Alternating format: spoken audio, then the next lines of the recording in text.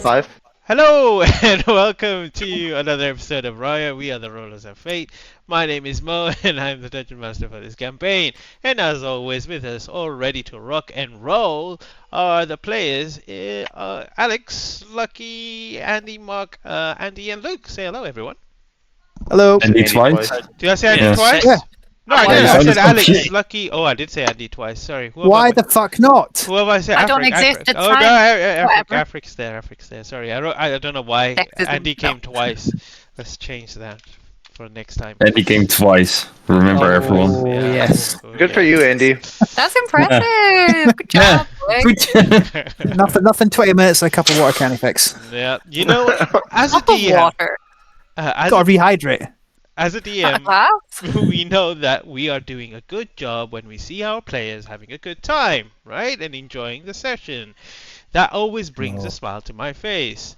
Other Oh, things no, that this bring a goes smile to everywhere. my face. Smile. It's just fine. It's just a smile to my face is when I see a player making a final death saving throw and no one has diamonds for Revivify, or when a player rolls a natural one on an attack and accidentally kills another player. That one really makes me warm inside. Accidentally. Yeah, I mean, it It hasn't wasn't happened. accidentally, you bastards.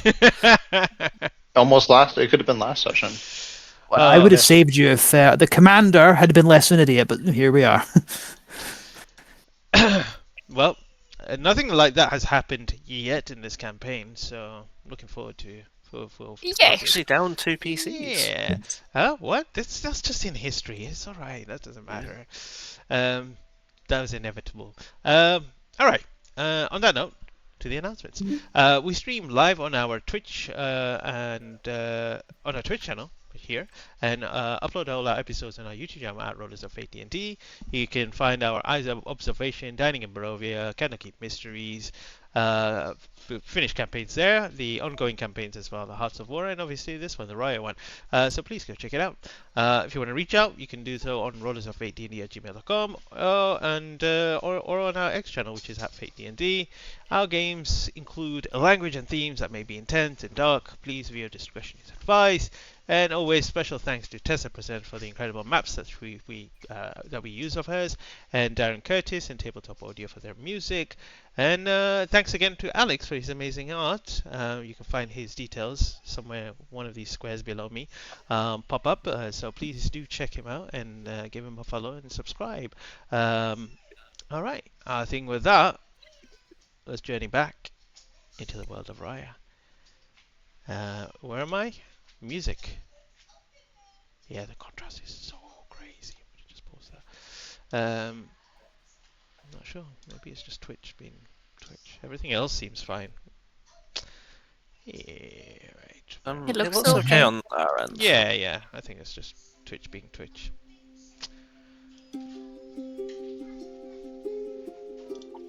Alright. Previously on RAIA. Our journey resumed in the aftermath of chaos. Deep within the cave, a hidden seal of the Devourer had been uncovered, and disastrously touched by Gripnik.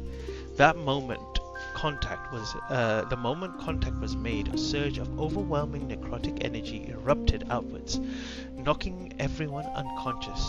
Only Gregos managed to withstand the initial force, standing alone amidst the devastation, until the commander, misreading the scene, struck him down, believing him responsible.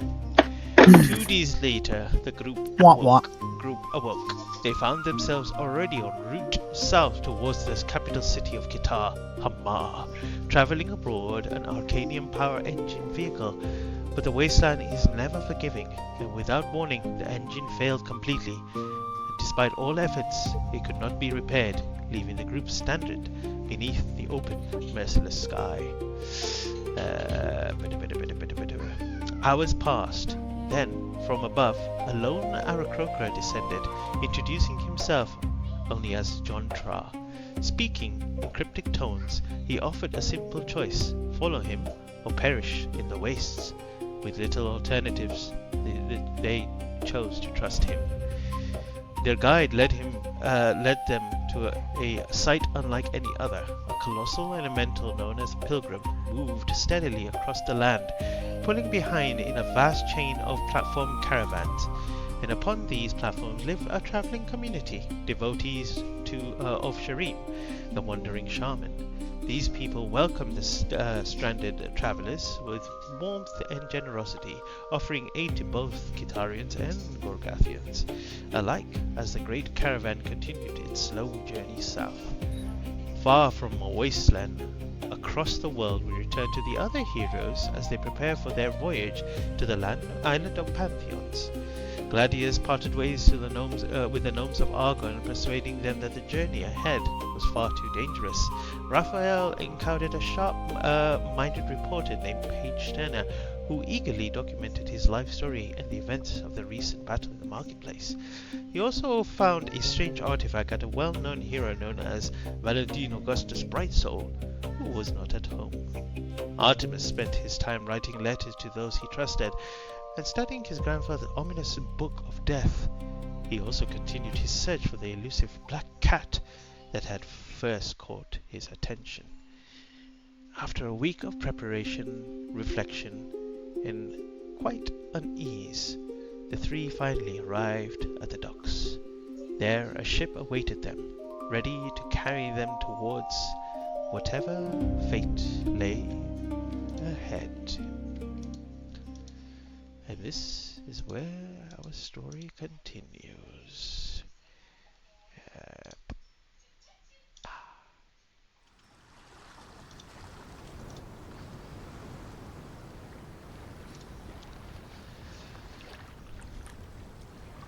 The heroes of the island of Om find themselves aboard a graceful brig, a two-masted vessel of polished oak and taut canvas.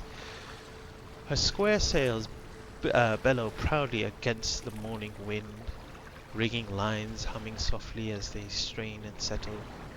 The deck is alive with quite purpose, coils of rope neatly stacked, lanterns swaying gently, and a faint creak of timber as the ship cuts cleanly through the rolling blue.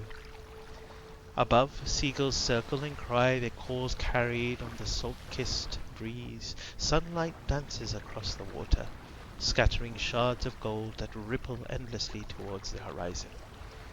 The air is fresh, the wind steady. Perfect sailing weather.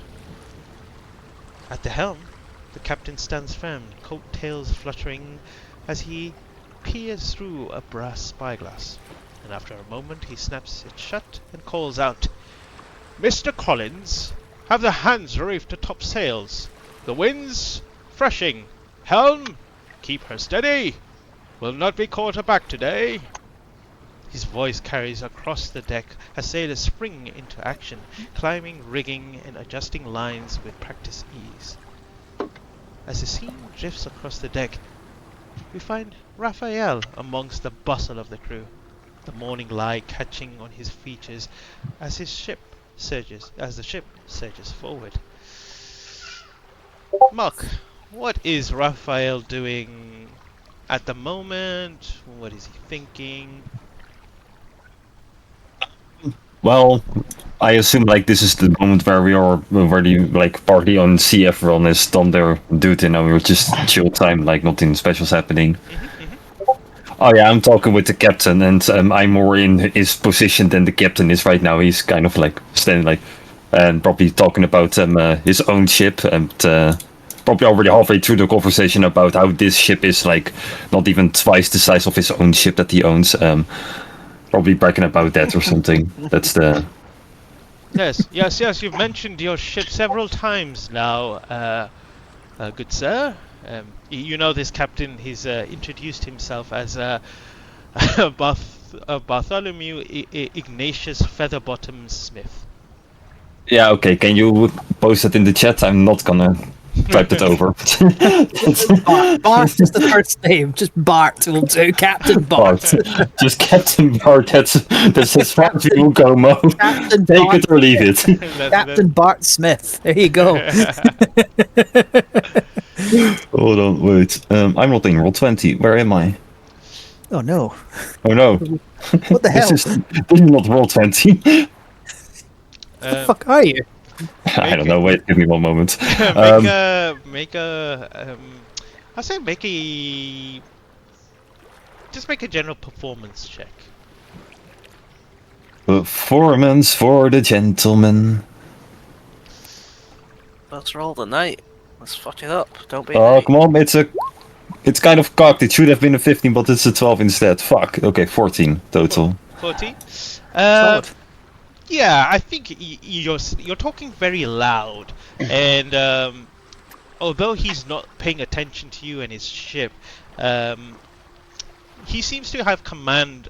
At first, a lot of the crew were listening to what you were saying, but because you have been going on about it, they seem to have just now continued their work duties, and everyone's kind of busy doing other stuff, and he just says, well, have you captained a ship before? Captain, I don't want to say I'm too well fared, but the sailing guild sends me a birthday card every year, so I don't know. It's kind of up to you.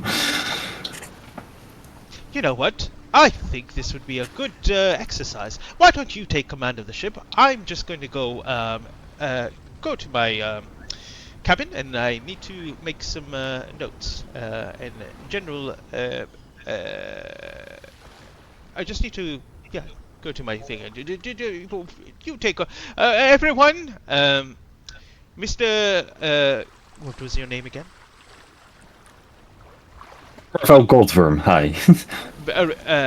This is now Captain Raphael Goldworm. He is taking a charge of this ship for a while. Please listen to his commands. I will be in the cabin. I will return in due time. And you're all gonna die. They all just kind of look at each other for a moment. You hear one of them saying, "Hey, Captain, you sure about that?" And then he goes, "Yes, Cedric.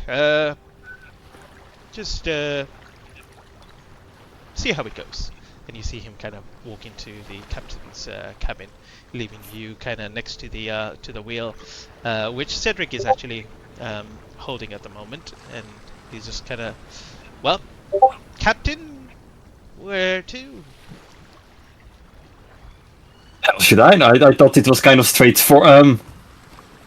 Where's the map? Do we have a map? It was kind of sorted out where we were going anyway, right? Yeah, we do. Should we just stay on course? Is that what you want us to do? That's exactly right, yes.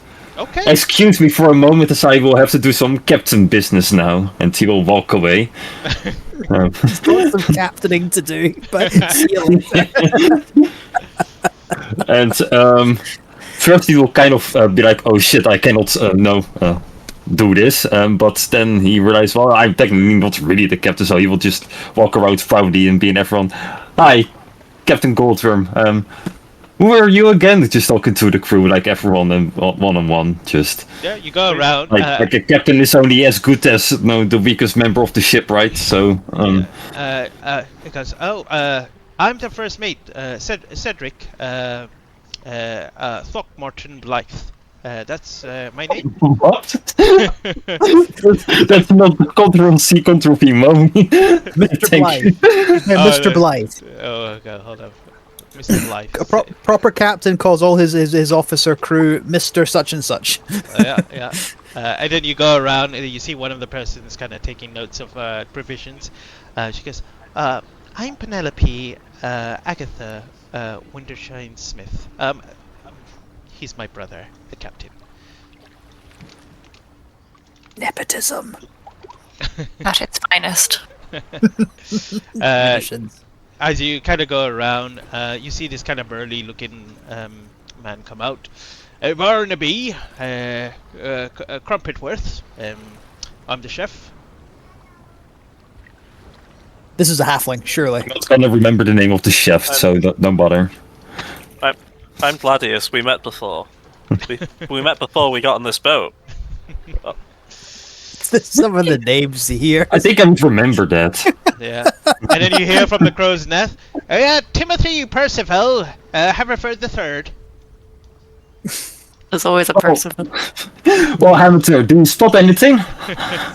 No, just a bunch of seagulls. But I will let you know if we see anything aboard or around. What the hell are seagulls? Well, anyway, keep it going. You see one of them kind of fly away. All right.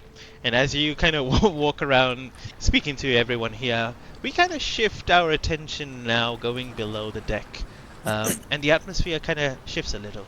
The air is warm, thick with the scent of wood, salt, and the lingering traces of last night's drinks. Hammocks sway gently with the rhythm of the sea. And a loud, almost musical cacophony of snores fill the space. One belonging to an especially jolly sailor fresh off the night watch, and the other a low rumbling sound of the ancient archmage Valthor Emberstorm. And strung between them, caught in this symphony of sleep, lies Artemis in his own hammock, gently rocking with his motion of the ship back and forth. Artemis, what is it that you are doing or thinking about? Is there anything you want to do? After Artemis has meticulously searched around the cabin for any sort of reading material and failed attempts at trying to stuff his ears with whatever he could find to stop it from hearing the snoring, he's gonna make his way to find Gladius. Okay. Hello, Mr. Mechanical Gladius. That is, what would you be doing at this moment? So he just reintroduced himself to Raphael, and then comes down to the sort of, gathering place of the ship. I guess I don't know boat shit. And I guess he just kind of walks down and sees Artemis kind of saying hi to some random bits of metal on the ship. It's like, I'm not an idiot. that is a cannon. Can I help you with something?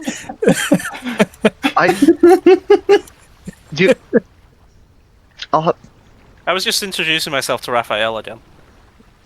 Was that a joke? No, I do believe he has forgotten my existence. It is fine. I have forgiven you. Oh yeah. Well, for the transgressions of last time we spoke. I assume it's been a few days where just Gladius has just ignored you. It was just a joke. Isn't that what people are supposed to do? They're supposed to joke around and. As I said, I've been alive for 14 weeks. I do not know. Oh. But I do have a proposition for you. I actually had a couple questions for you as well. Great. We can bargain. I do not trust Raphael with this, but this is the most secrets of gnomish magic, and I think you need this. I need you to give it to me in the case things get dicey, as people say. Give this to me if we get into trouble, and I am. Wait. No. What if is I am dying, give this to me. What is it? Hand you a little white cube. He'll mage hand the cube out of your hand. Is this a sugar cube? Yes. I believe so. I was given to it by my creator, and I was told people will know what to do. Mo, Luke, would Artemis know what this white cube is? Is it? It's a sugar cube, yeah. It's a sugar cube, yeah, you know what a sugar cube is. It's a Gladius They're placebo. all diabetic. Gladius will open up his chest to see the little scroll that's like kind of stuck in a hamster wheel. Oh my god. What's his name? Help with this. No, it's a scroll. It's a bit of paper. Oh. It's just Sorry, I kind of thought you waiting. said there was a hamster wheel. There is a hamster wheel, but there's a scroll just kind of waiting to be used. Um, That scroll, that sugar cube, will save the day, and I close that back up. is that a magic scroll?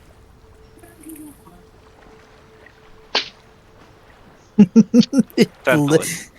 Just a bzzz sound when he gets his response. Like, just the dial-up sound, potentially. Could sure. He'll put it in his component pouch. I've got so many questions. But the first one I want to ask. Do you remember that gentleman we saw at the dinner the other night? That Archmage? Yes, he's with us. Yeah, I know it's hard to forget, isn't it? I don't forget. He seemed to be familiar with those gnomes you were with. Well, I mean, they are amazing craftsmen. Have I ever heard of Hellman or Hines or any of them? No, I wouldn't say you would. You would have known your. You can make a history check, but with disadvantage, I guess. Thank you for taking an interest in the gnomes. It will, reduce the lack of transgressions between my heritage. Okay, and then here comes the disadvantage. Ah, there we go. 14. There are many gnomes around, and I guess they popped up a little bit more often now. Names because of a very popular gnome deity now that a lot of people have started to follow, but not the gnomes of Argon, not specifically them now. Is there anything else you could tell me about Hellman? Was he the one that made you? Yes. You already know this. Well, yes, but it's just I've never seen anything like you before. It's actually really interesting. Do you even have a soul? We felt something like me earlier. I sent it to Silicon Heaven. Did that thing have a soul? Well, yes. Where do you think all the creations go? We go to Silicon Heaven.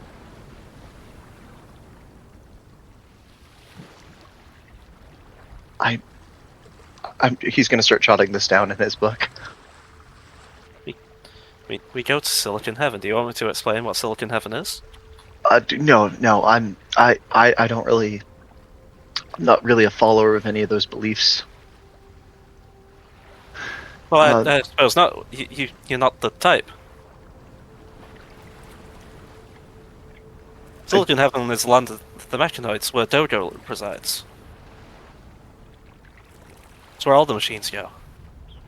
Really? Yes, after our long years of servitude with the living folk, we go to Silicon Heaven. And have our reward of not listening to people anymore. Okay, so you are aware of somewhat what a soul is, but the next question I have. Can you take care of that snoring? No. My hands turned onto the No! incinerator. I was like, probably not. This seems to be all I can do. And my hand turns back to my normal self. Oh God, you're. Oh no. That's fine. Hey, thank you for trusting me, I guess, with this. It was either you or Raphael, and Raphael has asked me several times to do his laundry recently. Oh God. How do you feel about Raphael? Do you trust him? Like him? I don't think that matters to me. What does matter to you besides the gnomes? Besides your family? Well, I'd like to say I'm built to protect people, and I'd like to do that. Oh, so that's your objective is it? Yes. I suppose so. Well, at least I know. At least we're in good hands. But one more thing I want to ask. The finger falls off. Oh I'll fix God. that. If you should happen to pass, can I have that scroll inside of you? I suppose And so, then- but I believe you can already use the spell, and it's a scroll of Find Familiar. Oh. You can do this, and he'll open up the first page of the book, and he'll wave a sigil into the air, and out pops Inari. You can do that. With the scroll. And it's just for the spin wheel.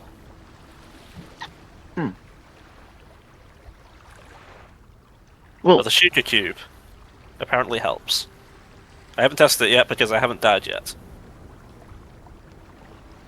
well, hopefully none of us have to die. I'm not doing anything dangerous. That's why you have the Shuka Cube, as a precaution.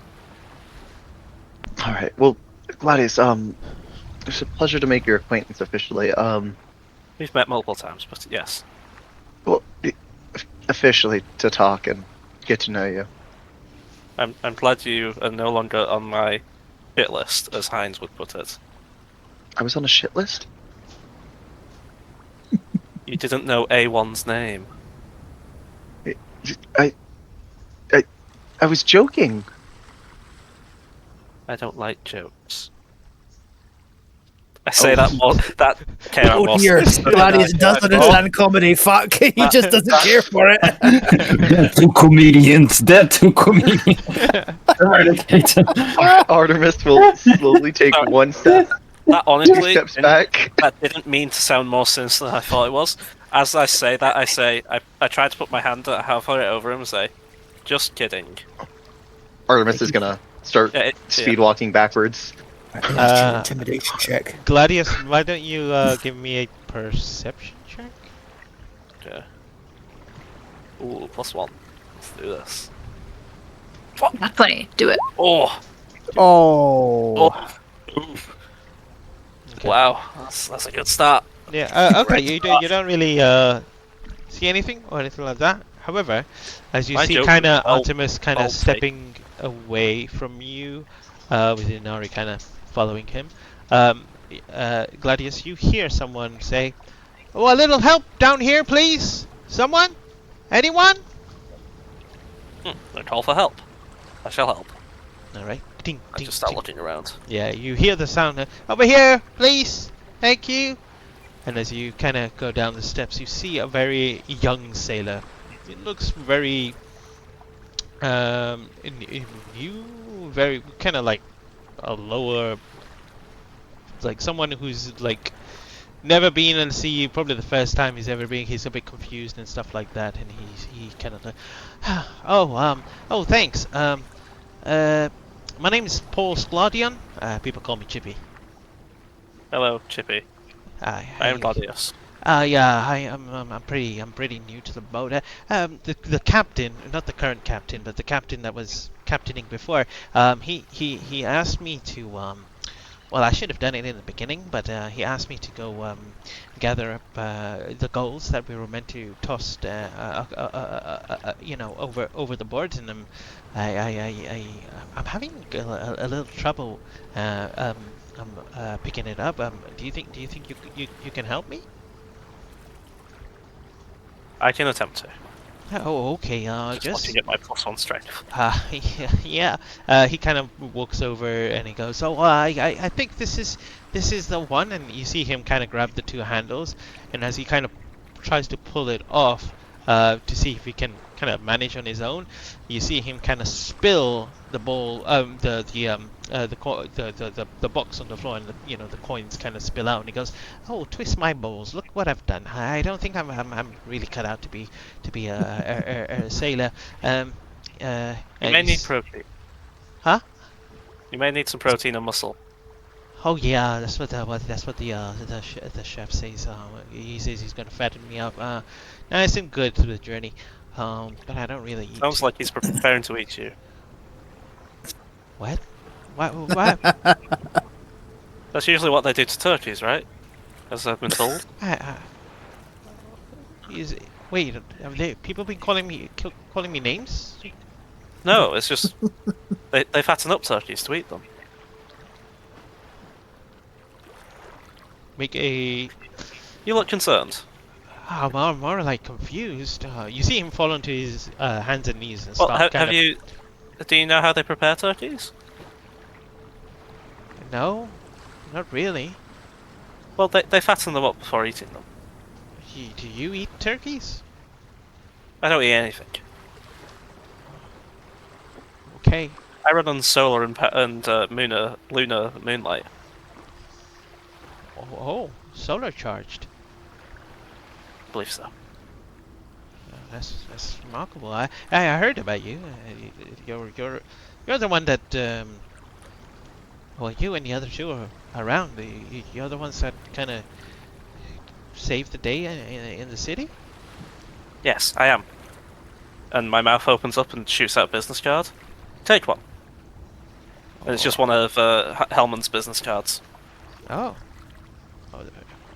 All right. I'll Spread the word. Gnomes are good at building. Gnomes are good at building. And I just put my thumb up. All right. He goes, and he starts kind of putting it again. He goes, oh, yeah, it's important. You see, I gotta give it to the sea. All this code, this tradition, as always has been. You know, offering to Gaul, the Sultan of the Sea, gold, trinkets, whatever you've got. Keeps him happy. Pirates might chase treasure all their lives, but anything given to the sea, he shakes his head. That's gone, proper gone. Not getting it back for sure. Okay. Well, you have your traditions, and I'll help where I can. Alright, make That's another perception check while you're doing what you're doing. Right. Let's not on this again. Hey, 15. 15? Okay, that's pretty good. As you kind of help in, you start kind of looking around, and your head kind of turns, looking around before it kind of. You see like, wait, what's that in the corner? And amongst the stacked crates and cargo, you see something feels out of place. Standing unnaturally still between the boxes is Sir Veal Targanan, the armor, the animated armor in silent. His unmoving suit of armor, almost perfectly concealed among the kind of the storage. Has Raphael lost you? I said to the armor. Just kind of louder than intended. Yeah, he kind of heads up and goes, no, my sire asked me to go and be with the rest of the luggage. So I came down here and became part of the luggage. Well, it's As good he to know you're desired. doing your function. And then, while you're speaking to him, you hear a sneeze. Like a very female sneeze from one of the boxes. My boxes? So you could do that. That was not me, Oh. Sir Gladius. I'll go to the second, the other dude. And it's like, I'm only 14 weeks old. Does luggage sneeze? No. Ah, Wait, did you hear something? yes, the luggage, it sneezed. Oh, It may be cursed. Or, we have a stowaway. Two both. Very possible. stowaway. Oh, what? Or a curse. Can you point out which box it is? Suppose. And, I start pointing at boxes. Okay. You see him open a couple up, and you don't see anything until he gets this kind of crate-like container, and he kind of takes the kind of the straps off and stuff like that, and then as he opens it, you see in there, crouched, completely differently dressed like she was before. Before she was in a gown and stuff like that. Now she's in kind of adventure clothing, blonde locks, a wand in her hand, pointing towards towards Chippy, who kind of jumps back, and you see Olealis there. Hello, Olianis. This is Chippy. He is weak. Ah, Gladius, I was hoping no one would really find me so soon. Well, you should have chosen a better hiding place. Luggage doesn't sneeze, as I've learned. Yeah, no, this is the underdeck is very, very dusty in here. I don't know if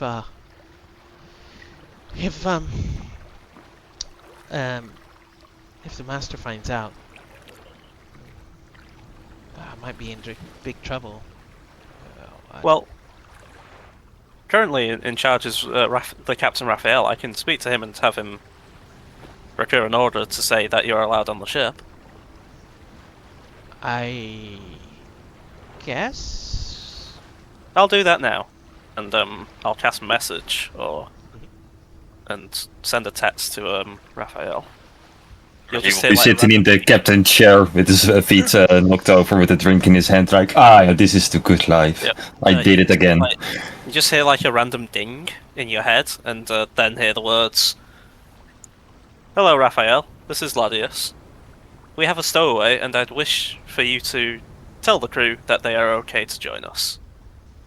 Kind regards, Ladius." Stowaway? On my ship? Catwick, ready the plank. We need to get to the bottom of this.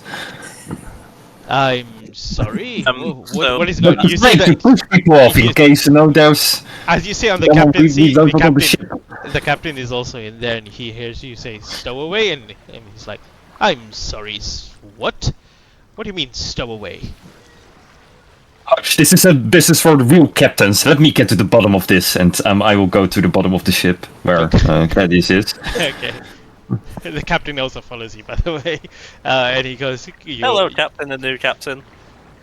Stowaway." You can just say captain. Who's Hello, this- Captain and Captain. What is this? Who is this stowaway? And you see, as she kind of stands up, you see Olealis there. The captain notices her and recognizes her straight in and goes, My lady, what are you doing here? You were not meant to be part of this voyage, or your name was not on the list.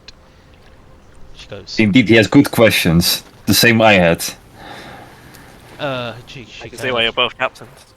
she says, yes, that's right, my mother wouldn't let me come aboard, so I decided to just stop away. Is that a problem? Will it be a problem? I hope not. She kind of climbs out of the box, and she goes, As long as you don't tell the gnomes. I told them it would be a problem if members of my group came with me. you hear a rustling. And you see that it's just a rat, just runs past.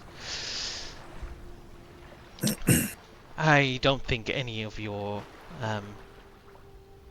family or friends, companions, are with us, Gladius. Now, Captain, and she's addressing the captain and not you, Raphael, by the way. I'm standing in the front, so he's talking to me, obviously.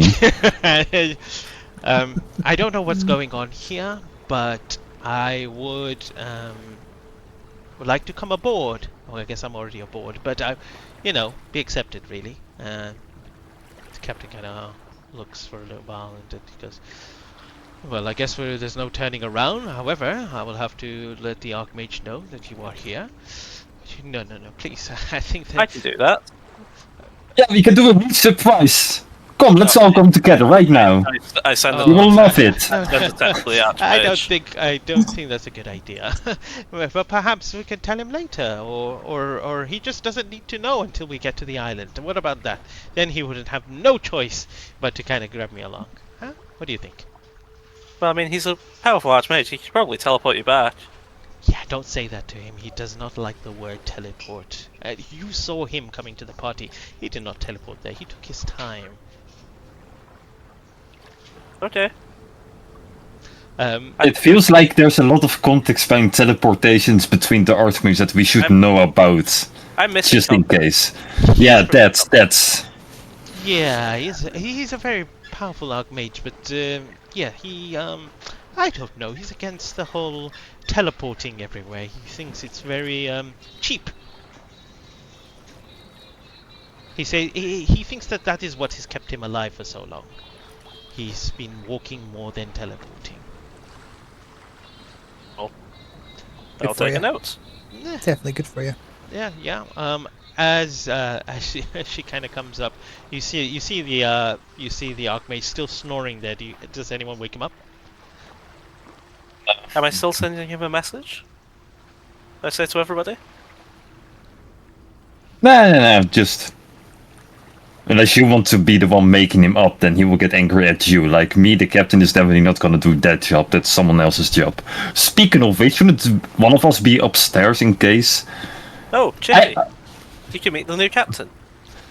I think I will relieve you of your temporary captain position now, and return No to my nonsense! captain We're post. doing so great together. I will leave you, and he walks up to he walks up to the archmage and taps him on the shoulder. The archmage continues to snore, and then kind of shakes him a little. Still doesn't wake up, and then he slaps him across the face, and he's like, "Oh, my goodness! I was having such a beautiful dream. It seems like the dude didn't accidentally cast fireball as he was walking up, eh? Oh dear, I think I pooped my pants. Oh Oh my god. he kind of Very different spell. gets up and he does a before the smell gets, he does a prestidigitation on himself. Cast command. Shit. And then he Oh, that's not. stands Great, up. dude. He kind of looks around and looks at everyone and looks at Aurealis and, oh, hello, Aurealis. And she kind of, hi? Oh, you finally came out of your box. You knew I was in there? Oh, of course I did. Why would I go tell your mother? You don't understand. She'll give me a lecture. I knew you were going to plan to do that from the very moment you stepped out of the room and walked away. She goes, so you're not going to tell your mother, my mother? Oh, no, I'm going to tell her. I'm sure there's going to be a big problem and a fight between the two of you. I would not miss it for anything. So you're not going to send me back? Well, how am I to send you back? Oh, yeah. No, nothing. Yes, indeed, nothing. At this point, Artemis, you also find, you see Aurealis there, and you're kind of hidden away in the shadows. She kind of spots you, and she just kind of looks at you, smiles, and gives you a wave.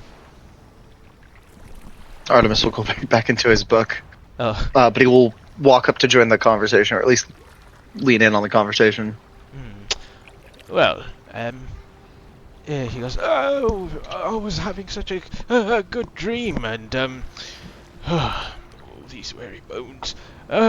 Captain, how far are we off?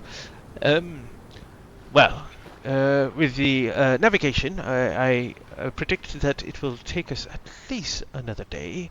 And the sun is about to set, so nightfall. Ah, then I can go back to sleep again. Okay, goodbye.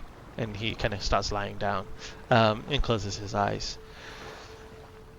Yeah, the captain looks towards Aurealis. Well, welcome aboard. Food will be given shortly, so those that are hungry, please do so. And then you see him leave you all there, and go back upstairs. Well, if dinner is being served soon, I should probably get ready. Some of the chefs have been asking me to use my hand as a little grill. Do you eat anything? No. What do you do, like, for sustenance? His head flips open and there's two solar panels. Fascinating, she says. a little like plants. Yes, I am a plant. You absorb the power of the solar sun. Yes, they also work in the moonlight. Well, the moon is pretty far from here, so I'm not sure you're going to get that much coverage in terms of that, but whatever helps, I guess. Well, I'm just going to go and freshen up, and I'll see you all for dinner. She kind of Okay, wanders off, leaving the Yeah. three of you there. Raphael, I am sorry you've lost your position. What do you mean? If it makes you feel any better, while on the sea, I technically class as a boat myself. And Like, I'm literally the captain of a much larger ship. I believe, like, the crew understands authority around here, so I think we still know who's in charge over here, but I appreciate it. Like, you still have a lot to learn. It's if needed, if immunity is needed, just make sure Chippy stays alive. He is too weak for this world. I don't think we need a mutiny. The boat, surely it's not worth that. I was yeah, just but in suggesting case it. we want one, you are joining us, right?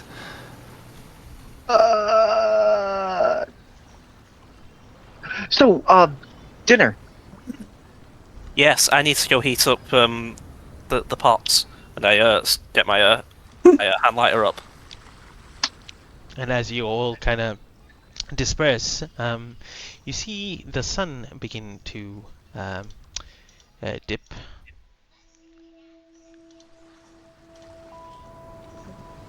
Beneath the horizon, leaving behind a canvas of deep blues and scattered golds.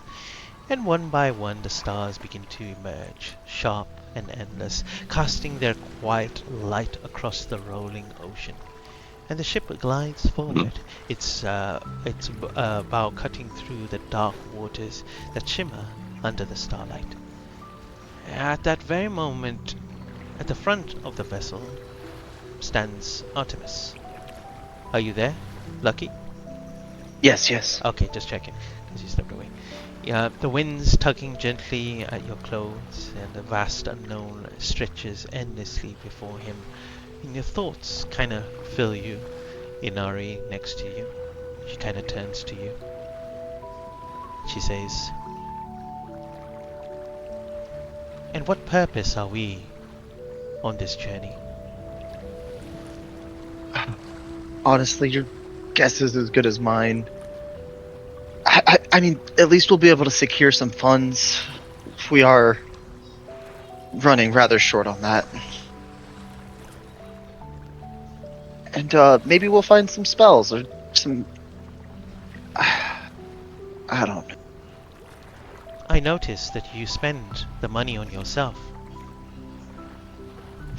Oh, did you want me to buy you something? I do not know what I want, or what I could have. Do you like jewelry or anything like that? Or Hi. oh, how about food? Maybe something sweet. She kind of turns her head, kind of unknowingly, of what you say, and then she says, "No, the food from where I come from is hard to find."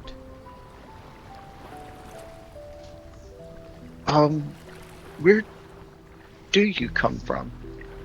I just assumed it was the spirit realm, right? It was. Now I belong What to did you eat there? Or what did you eat there?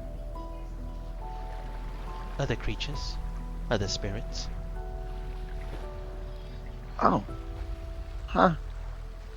I mean, animals eat other animals all the time, so it only makes sense. But how did you come from the spirit realm to here? Were you contracted with someone else? She kind of looks at you. Does not answer. And at this point, you feel a small, you hear a little polite cough, and you turn around and you see Olealis steps into view. She looks well polished now, cleaned up, dust free, and softer. The bravado of earlier replaced with something more, curious and more uncertain. She goes, "Hi."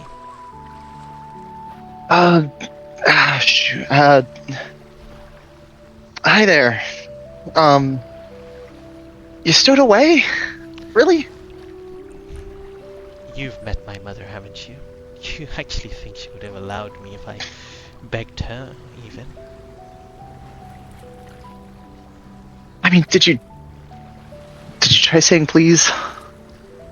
Please is not a vocabulary my mother knows in her day-to-day. She's very demanding, and she gets what she wants. And I guess, well, I'm learning in her footstep, and I'm doing what I want. And just not going to stick at home wondering what if it could when I could just do it. Be somewhere else. I want to thank you, actually. I guess it was fate seeing you and the others, of course, doing what you did. That kind of urged me to kind of step out of the boundaries that shackled me. Sometimes I see others like me being groomed to be proper, to look a certain way.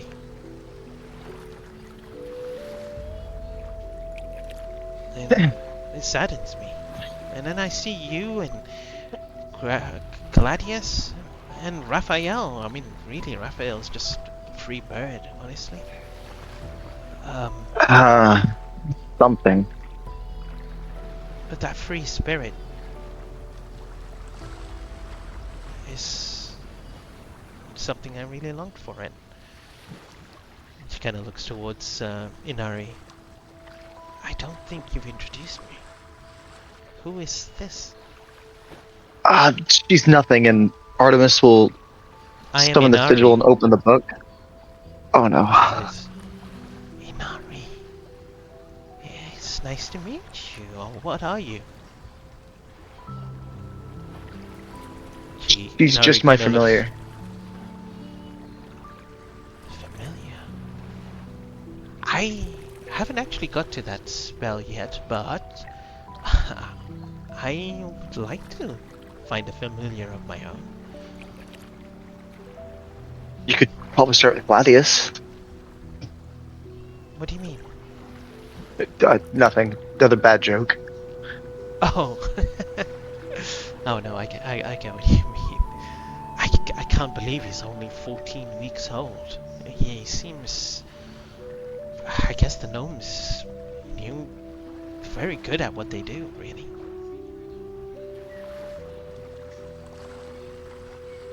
I was wondering...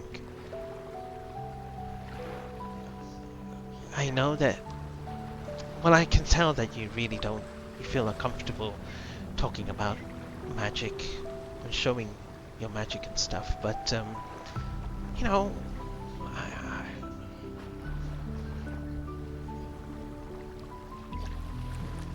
if it's not too presumptuous of me, maybe I could be a student, an apprentice of yours too. Clearly. No. Oh. No, I'm not one to teach magic. Please, just don't stick with Valthor. He a little quirky, but he actually he seems to enjoy magic. you should stick with someone like that.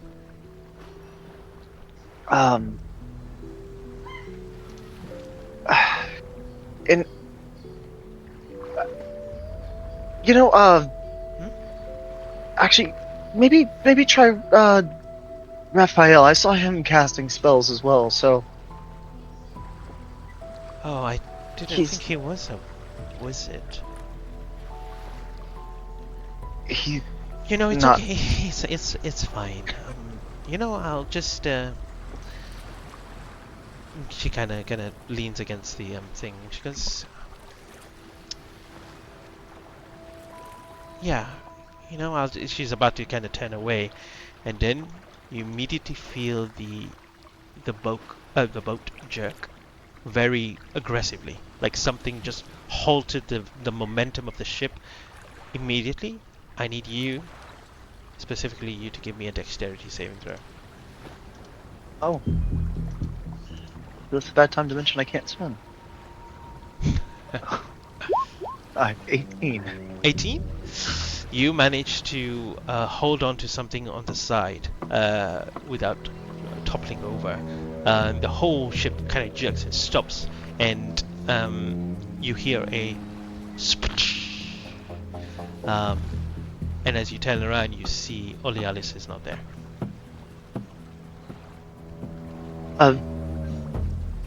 Aurealis? You He'll look over the side of the ship.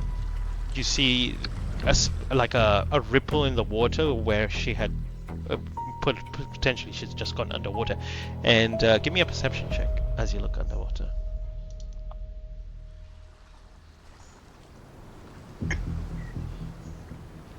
Uh, 11? 11? Well, you don't see her, but there is a reason behind because you don't see her. You see that the ship has become locked in a very thick kelp. Like, there is seaweed everywhere, and it's just kind of like dark and murky all around. The captain kind of shouts out, What was that? And you see the crewmates begin kind of shuffling out. Is there anything that you do? By the way, the other two, you two as well, let me know if there's anything that you do at this point. Go ahead. Sorry, that was What happened? Africa terrible. Oh, I agree. What I agree. Oh, Afric, fuck off. what did you do? I missed it. she said, Move on. me. Move on. No, yeah. it's out the wild now. Take a Fuck you, point of Lucky. inspiration. That's so good. No! Do not reward that. Yes, I must No! reward the horror.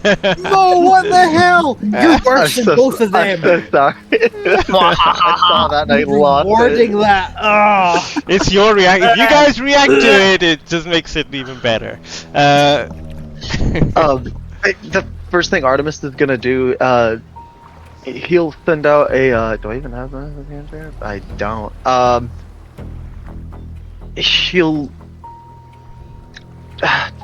He'll just start shouting out loud, "Man overboard!" And then he'll fuck it. He cannot see Aurealis from the in the water, right? No, you don't see her. What do you do? Fuck me, oh fuck.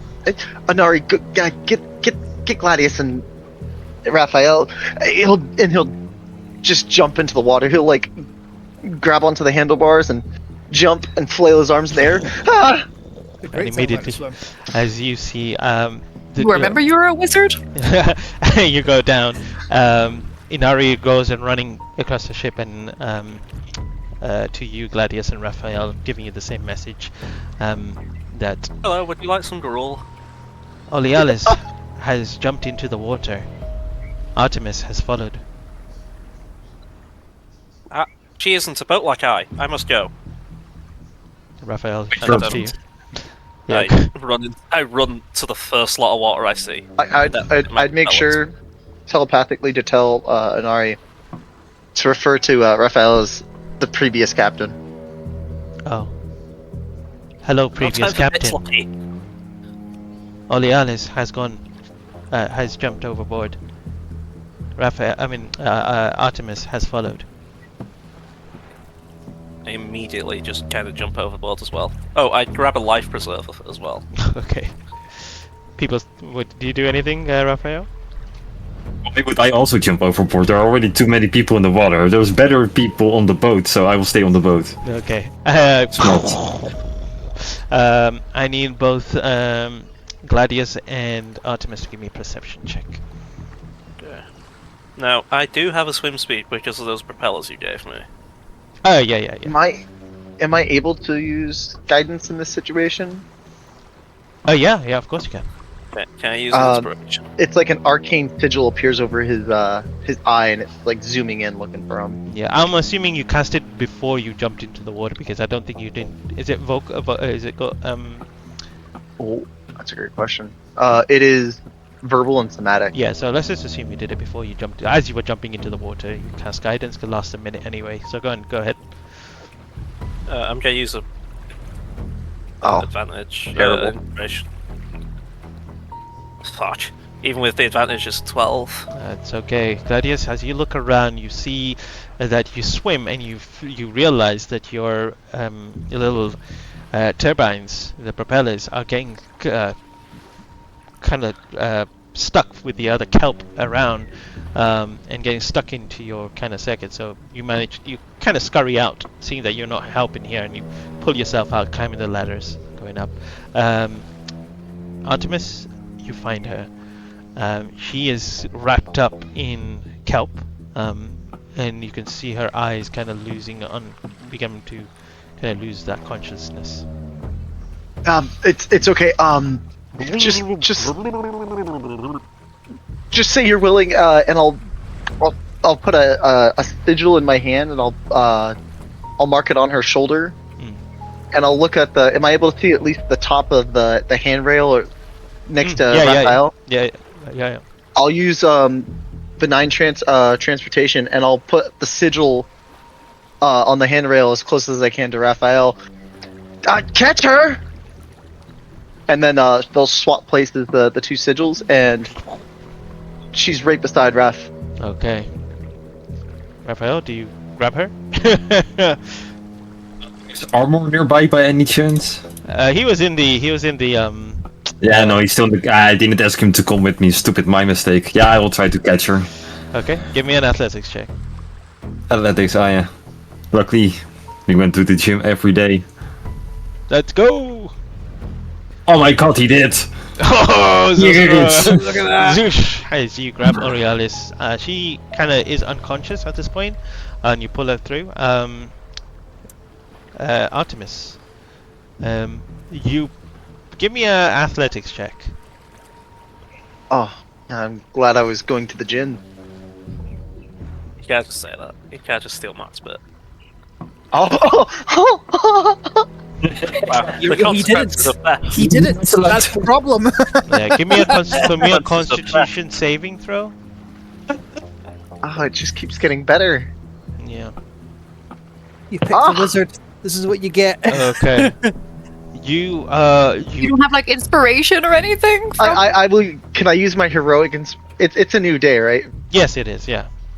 I will use my heroic inspiration for my race feat. Do you want to use it on your athletics check or your con save? Definitely my con save. Okay, go ahead. That guy's a bit late to do on the athletics one. 17. Okay. No, fuck that, Sylphie Barbs. Did you actually? No, I don't have it. As you find yourself struggling with the kelp for a moment, you begin to panic for a moment before you realize the more that you're kind of panicking, the more it feels like you're getting wrapped up around it. Give me another athletics check. Come on.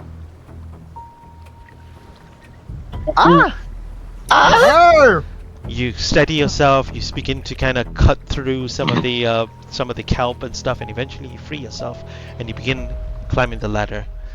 And at that time, when you're kind of climbing the ladder itself, you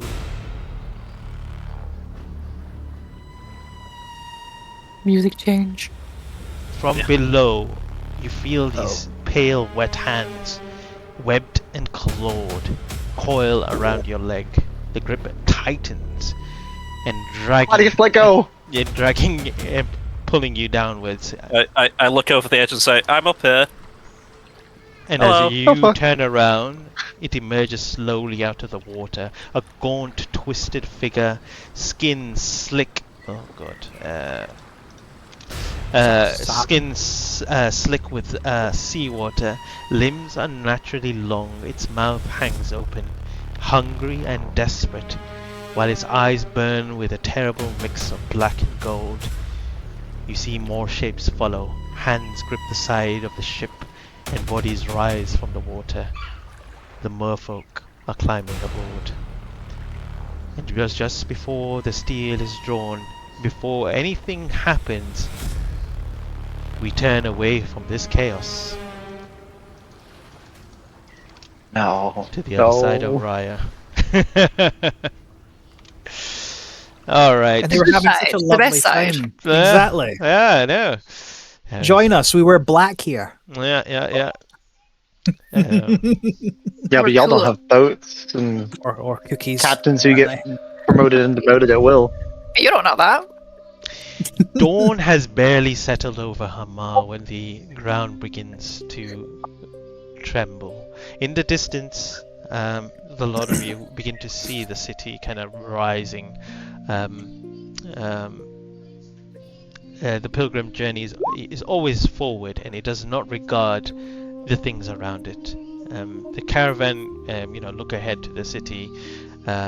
This emerging in the distance, and they can see that the pilgrim is about to walk straight through it.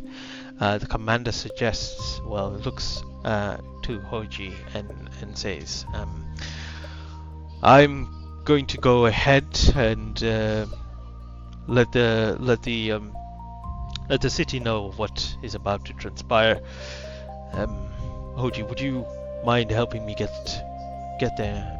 Hoji's like, "Yeah, of course. As long as I'm welcome."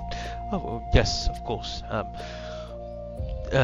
Before you see the commander kind of walk off, Morga the orc kind of approaches the commander, and you're all there, so you can hear the conversation. And she says, "Well, before you leave, we normally would not ask, but we've kind of run out of food. Perhaps we did not take into account the extra mouths we needed to feed. Could you see if your king is willing to share some supplies with us?" You see the commander says, "Yes, of course. It would be the least that we could do for the help that you've for getting us back home." She kind of nods. Yes. She goes, "Well, that is good. Okay, well, have a safe journey." And then you see the commander and Hoji begin to shift forward. She kind of earth glides both of them, moving forward towards the city ahead as the pilgrim continues to kind of slowly move forward. Is there anything that the three of you, meaning Gregos, Uvalia, and Cassian wants to do or say before I kind of continue on what happens?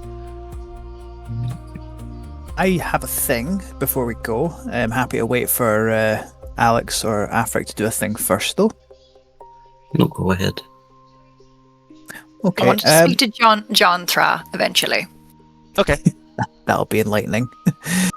Ladies first. You speak to John. When you find him, you have to actually climb up kind of like a ladder that is on the top of the back of the pilgrim. Give me 1 second. Sorry. I'll just fly. Oh, you fly there? Yeah, exactly. Anyway, and as you kind of got there, inside, let me just get the notes for this little home.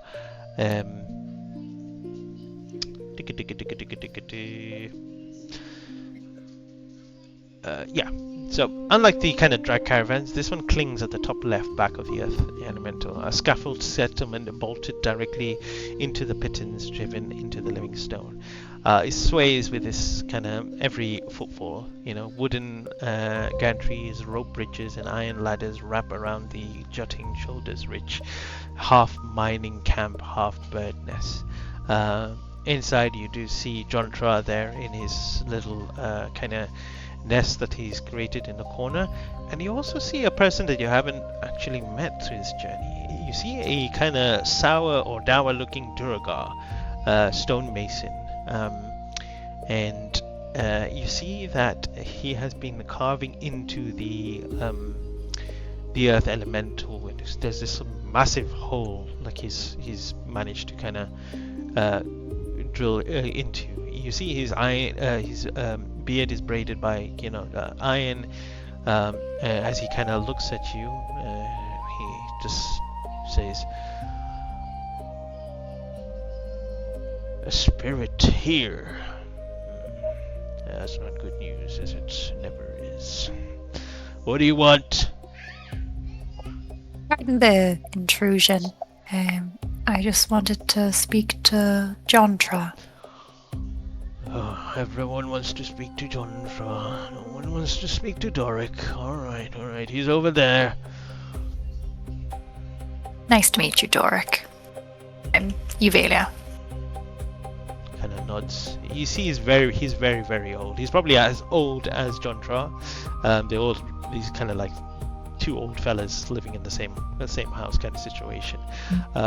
You move past all the kind of stone and debris on the floor, and as you kind of walk past the kind of the cave, you see this kind of glowing purple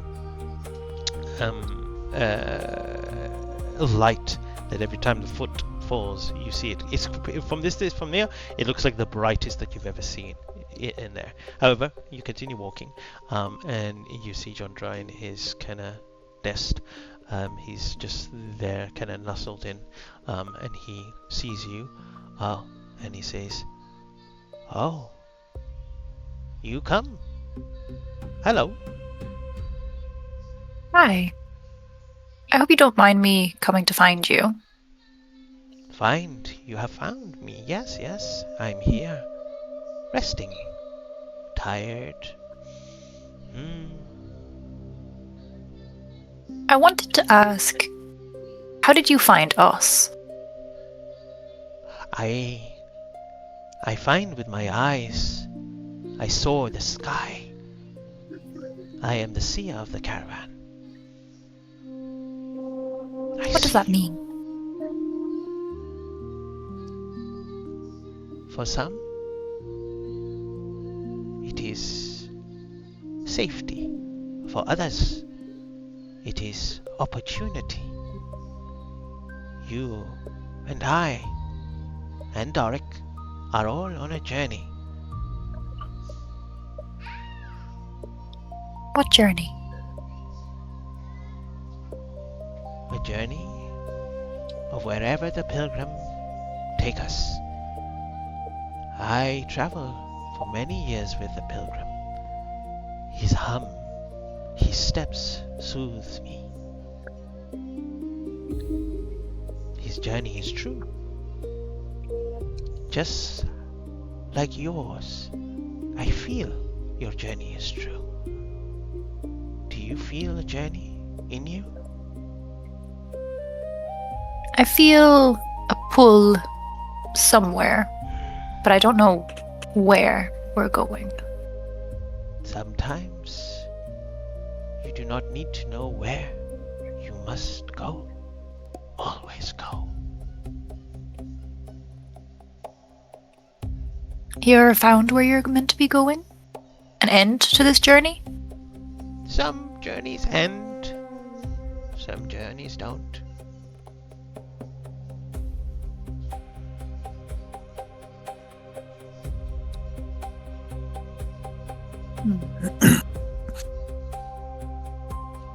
I thought I would go back, but I feel like it'll take a long time to go back. The journey could be long. either direction, back or forward. But both journey back and forward have reason. There is always reason on journeys.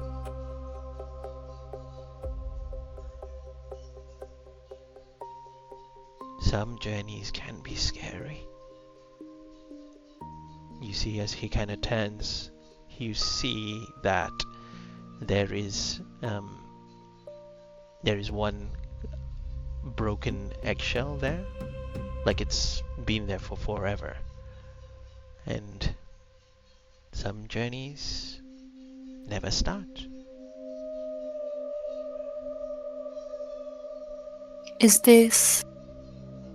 Was this someone you knew? Someone I wish I knew, but they never came to be. Their journey started and ended the same day. Short it must. Short it was. But journey nonetheless. I'm sorry to years hear their journey was short. many years ago. It was. We take things, we keep things as a reminder. Trinkets.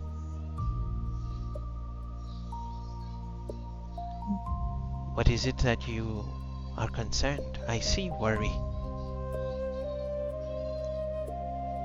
I want to follow where the music is taking me, but I know I need to return home, and I have people who worry about me. Worry, they will always be. I feel as if I wasn't ready for the journey to begin just yet. Oh, no. There is no ready. You are always ready for a journey. There is a reason you left home. Follow. Commit to the pilgrimage. Your answers will be revealed. And then, if you have time, you may return home. It's a long life we live. I don't know if I have more time. But I Seem to have lived a long time now. I wish, I pray to the day he just stops moving, says Doric. He is my best friend. Don't call me that. Come, I show you what he be doing. No, no, you're not allowed to show anything. Come, and he doesn't care about what Doric is. He's like, no, God. What is this? He pushes through and takes you in, and now you feel the kind of the hum, and you're inside the elemental. The rocks inside are a bit kind of smoothie. You almost crystallize a little bit as well. The veins of crystal kind of purple a little bit. And as you get to the side, you see that he's chunked away some of the stone to reveal the kind of crystal that's embedded in there. And as you kind of take a closer look, you see that there's a person in there.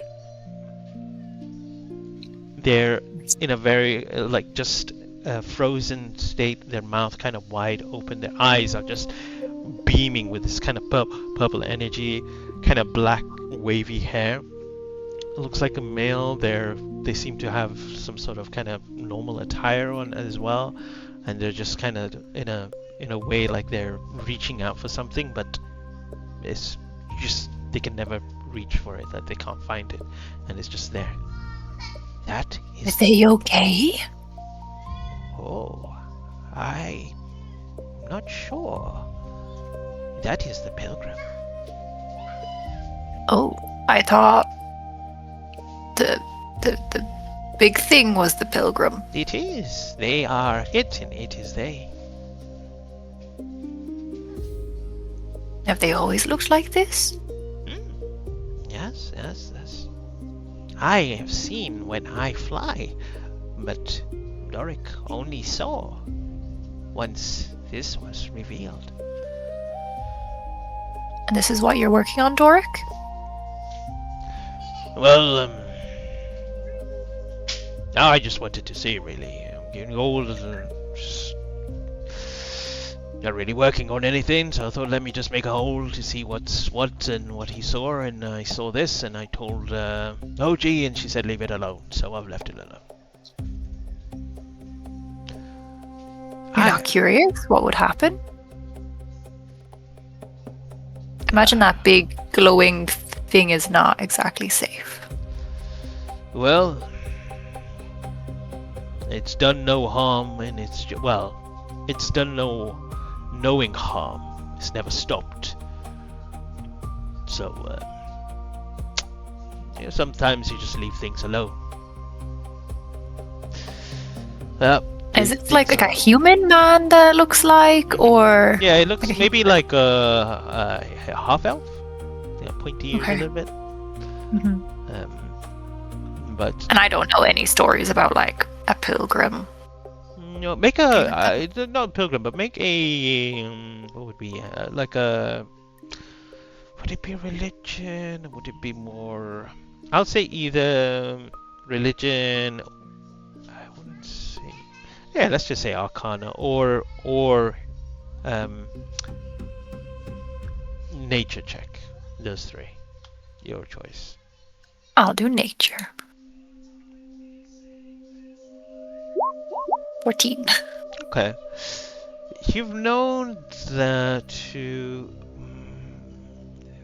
not to your knowledge. Maybe Helen might have said something to you, or maybe your grandparents or someone has mentioned something talking about primordial beings and history behind that a little bit, and then someone mentioned about people being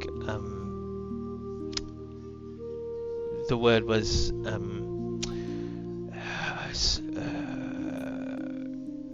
they are, I don't want to call it symbiosis, but I want to call it more towards the line of like combine themselves. There's been like notion Fusion? where fusion, that's the word. Yeah, fusion between a living creature and a primordial shard. Some can have devastating effects, others you've never heard about a humanoid being having this kind of fusion between a shard and probably this is like probably the first or the rarest thing. When you think about it, this might be just one, and that there are other primordial beings. So who knows? There might be others like it. Is this the first time I've seen like a primordial shard or anything? Yeah, it's huge. It's it's probably one of the biggest thing, a shard that you have. Like you've never ever seen it yet. Yeah, but it's huge, like compared to anything you would ever been said to you about. Yeah. And it's purple. And it's purple. Yeah. Pretty. Okay. All right. Is there anything else you want to do here? Do I get any vibe off of it? What type of vibe are you looking for? Like, do I feel like it's evil, good, like shouldn't touch it? Anything that would make it feel spiritually in any way? Not that you. No, you don't get. You feel. You don't feel like a dark vibe. You don't feel good from it. It's just very neutral. Like the earth itself, just neutral. Well, you see Jondra goes, our journey is about to end between us. It was a pleasure seeing a spirit. It's a pleasure meeting you. Perhaps. And you, Dork. Yeah, he just grumbles. And Jondra goes, Perhaps our journey will cross paths again. Hope so, and I hope to tell you tales from my journey. And as the camera moves away from here, we go down back to the caravan where we see Gregos. What is it that you were up to? He would like to find Morga. Okay. You find her. Make a perception check as well. Oh, I'm wonderful then. Yeah. Here I go perceiving again. 14. That's okay. You see her currently kind of breaking the bones of the the Sand Reaper there, and you see that the whole meat has been picked clean from this carcass of this creature, and she's just kind of investigating and kind of looking at it. She's so strange. Oh, Gregos Kane. Gregos is fine. Morga. How can I be your service? I just wanted to say that it was enlightening to meet you and your family.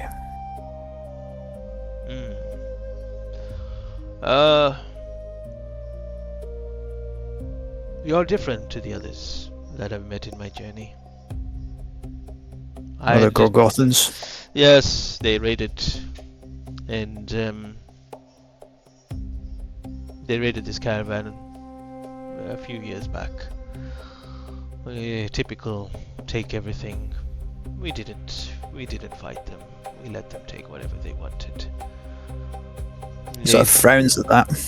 Yeah, but they had that similar reaction seeing me and my little ones. Well, Morga, I'm not that different. I'm just... I'm an old man. There are other things that I think should be focused on, but... Look, I just wanted to say this to you, but... You need to forego this belief. He gestures to his forehead where her mark is. No good can come of venerating that creature.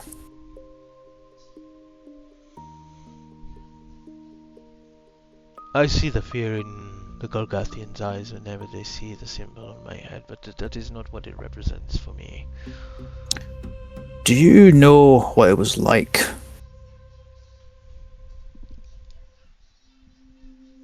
Admittedly, none of us do, but I spoke a great deal to my grandparents. As I'm old, how many orcs have you seen my age?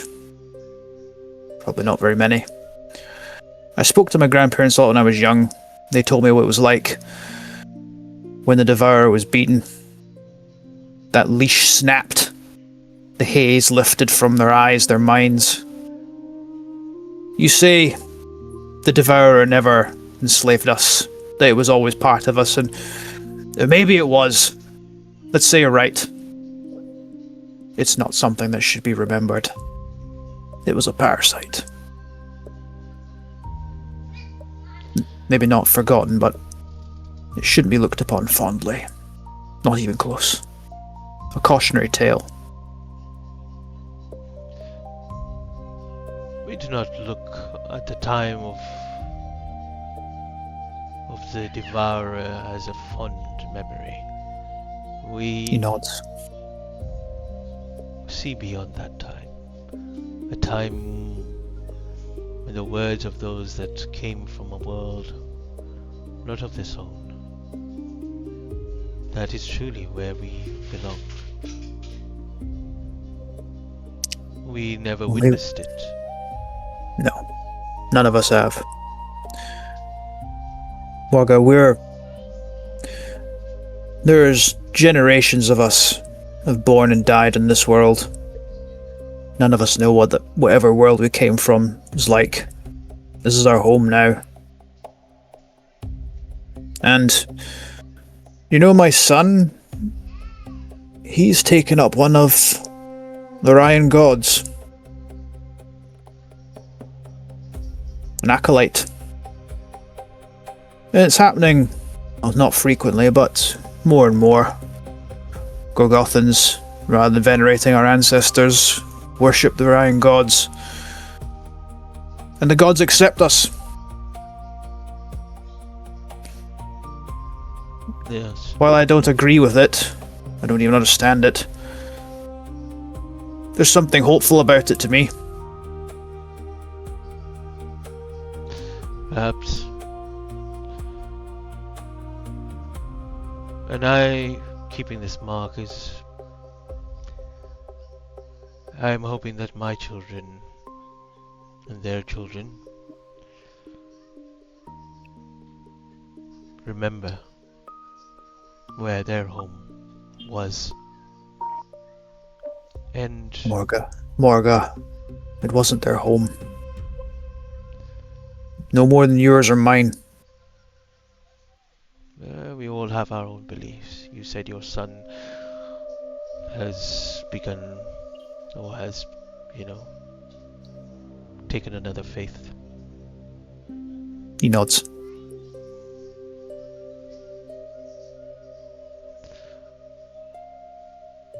Did you know anyone with faith close to you, apart from your son? I believe I count. I'm a battle shaman. I'm more in tune with our ancestors than most. The only ones more in tune to be the shamans themselves. I think that your warning, or and what you say that I should not and I should forego and stuff, it is your own opinion and your understanding. But I don't think you and I, our beliefs are the same. I didn't think I would change your mind. I just couldn't leave without telling, without saying so. You understand? I understand. But for me, every journey for us all is a different journey. And for me, I want to know where I started, where my blood started, and where it will end, as far as I can go. If we meet again, and it's not likely. I've only got one journey left in me, and I intend to take it now. Perhaps you can pray with me and commune with our ancestors. Yes. We can. But don't have that mark on your head when we do. He sort of gives a dry chuckle at that. I cannot promise you that. Yeah, what do you make of this? And it kind of gives you this piece of bone.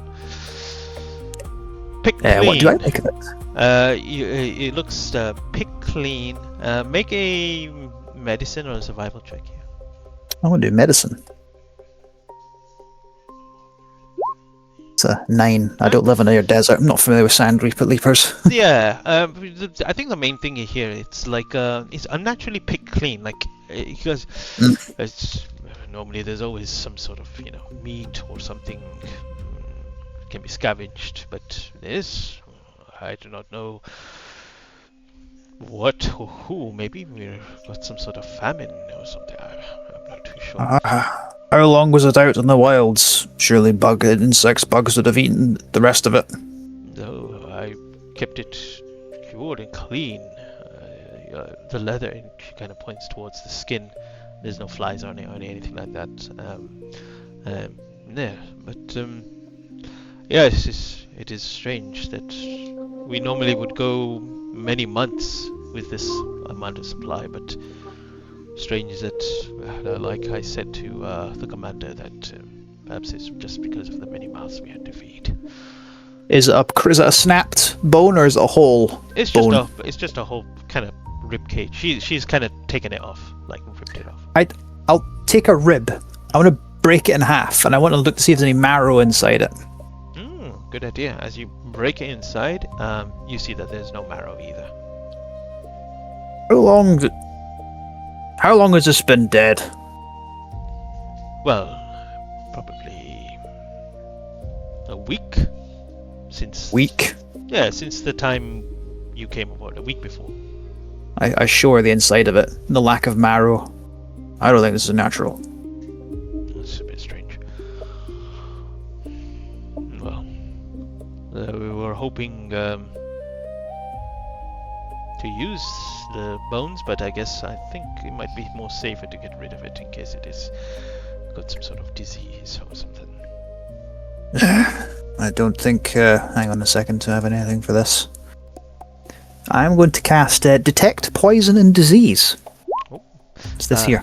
Yeah, as you cast Detect Poison and Disease, there's no poison, there's no disease on it.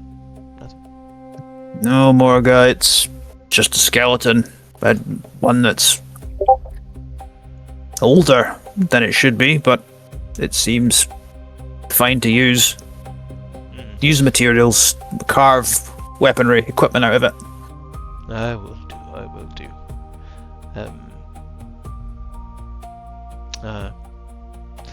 She goes to you, she goes, well, may your journey continue to be long as you are able to, you old man. Thank you, young woman. She turns back and continues to do, and you kind of step out, and stoically we move and shift to Cassian. Cassian, is there anything that you want to speak to, say to? No, he just looks kind of longingly out of the window towards Hamar, but doesn't say anything to anyone. Very good. Something inside of you kind of rumbles. I don't know if it's uneasiness from looking at home or what you've been through or everything as a whole. But as you kind of look out to see him just behind you in the distance as well, you feel another presence that seems to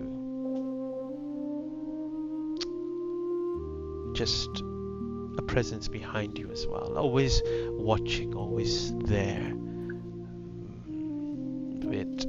With that, time shifts a little bit, and you see. Where are we? Wrong thing. Yes, you see.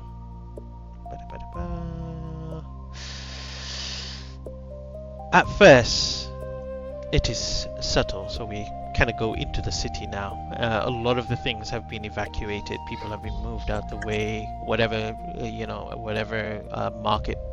movable marketplaces and stuff like that have been shifted out the way. You'll see cups rattling on the table and loose stones shifting in the streets. But within moments, the vibration deepens into something undeniable, a slow, rhythmic thunder.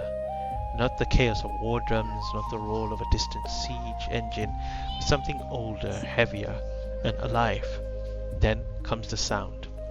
A low, resonating groan like the earth itself exhaling. And the outer walls of Hamar do not fall of siege or flame, they part. The pilgrim arrives without hesitation and without resistance, because nothing can resist it. A colossal elemental form, its body a fusion of stone and earth, and something far more ancient, presses forward with slow, inevitable purpose, each step deliberate, each moment final. The walls shudder as it meets them. Stone grinds against stone. Cracks spider-webbed outwards like a lightning frozen in rock, and then, with a deafening rupture, the great barrier gives away. Not shattered in chaos, but displaced, forced aside as though the city itself were making room. Dust bellows into the sky in a vast rolling clouds, catching morning light like pale fire. But the pilgrim does not stop. It walks through. Within the city, silence spreads in its wake. Crowd gather, not in panic but in stunned reverence. Market stalls stand abandoned, coins left uncounted, and conversation cut short mid-word. People line the streets in distance, eyes wide, breath held. Children clutch their parents. Soldiers trained and armed do not raise their weapons, because what stands before them is not an enemy. It is something beyond that. Behind the pilgrim trails is living caravan, platform pulled in its wake like drifting containments. Some among the caravan bow their heads as they get pulled across the city. Others kind of whisper in prayer.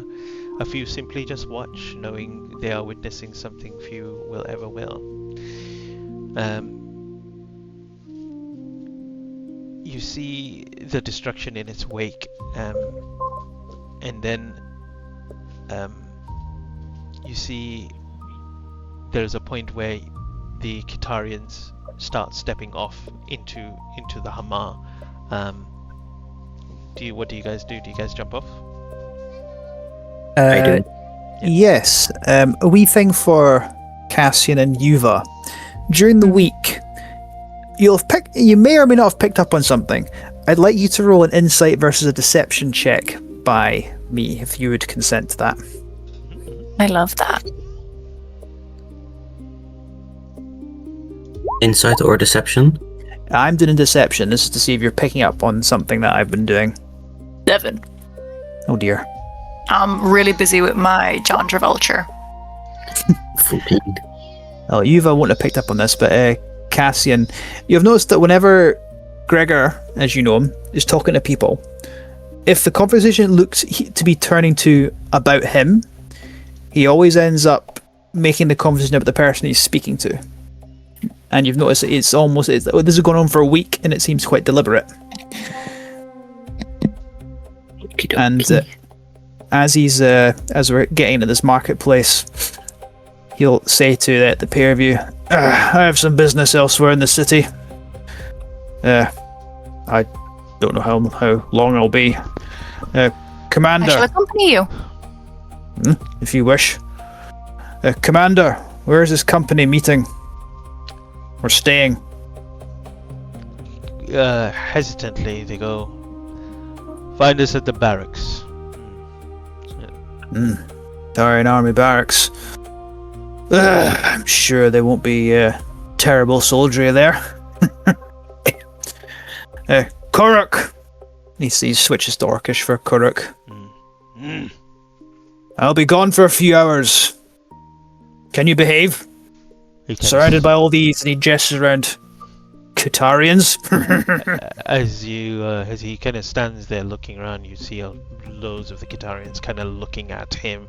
Some a little bit in fear, others kind of strangely, but they feel well protected in a way. They've just witnessed something more surreal happen in their journey, and now there's a whole path that's the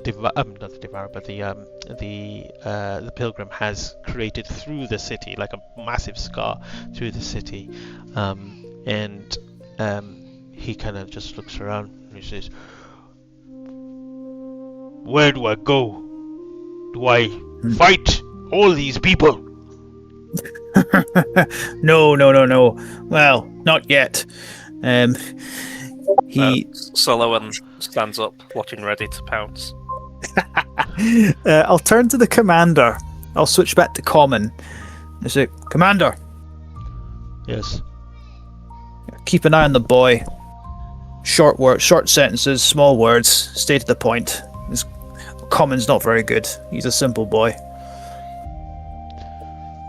I have, yes, I've gathered through the journey. All right, you come. Kuruk kind as Kuruk goes to her, I just say to him to his ear, in back north. Remember, you're the son of the chieftain. Represent us. Yes. And he clasps your hand. I clasp it back and I put my hand on his shoulder as well. you see him, the commander, and most of the kind of guards you hear kind of murmur within the kind of guards themselves. You hear like just a passing by, one of them go, "Oh, I'm just God, I'm just so hungry. When do we eat again? Yeah, we'll eat in a couple of hours. All right. I'm on guard duty tonight as well. I'm back to work, I guess." And he's like, "Yep, back to work it is." And you see them kind of scatter away. And Mo, I have a question. While we were on the pilgrim and the caravan, did they have the same eating habits as what Helen would have described? I would say make a insight or perception check. Is a historical one, so yeah, insight or perception. Same. I'll do perception. Oh, so it was almost so good. No, it's a 1. You're having a great night so far. No, it Have looked you- at 19 and it went nah. Okay. There we go. Well, everyone seemed to, they just all ate at the same time. They kind of stuck to their roots, I don't think noticed anyone out of place, in that sense. But yeah, everyone kind of scatters away. All right. I'm going to follow Cassian at this point, actually. Cassian, what is it that you go? Where do you do, and where do you go? Do you follow the commander? At this point, he would try to avoid the commander's gaze and try to follow Gregor and Euvelia. And he pulls his hood over his head as far as possible, so Are you people won't see his face. Stealthily following us? Are you trying to hide from us? Yes. Ooh. No, not from you, but from the commander. All right. You just don't tell us you're following us. Make Yes. make a stealth check. Yeah, just be our passive perception because we wouldn't think to look for you. I don't think, unless Yuva's particularly suspicious. It's a 19. Oh, that's pretty good. Oh, Yeah, damn. you managed to kind of disappear. I think the commander is too busy with Korok, and you probably just slipped her mind looking for you, and you've kind of just He already... hides behind Kuruk and then slips away because it's a big slab of orc. Yeah. To add to help his self as well, you'll notice Sloan is talking to the commander about how grateful his voice is now returned after about a week's rest. Yeah, what does he say? Oh, how I love to have my singing voice back. Beautiful. Yes, hello, and Mwah. what tavern is it that you said you were singing at? Oh. Any that will have me. If you're not gonna have a karaoke adventure at this point, I need to hear it. Yeah, It's going to be 500 miles. That's what we're doing. All right. Well, let's shift to Gregosh. Okay. All right, Gregosh and Euvelia, as you kind of start walking around, some people give both of you a berth around you. Others look at you very kind of strangely, but you see that there is this kind of.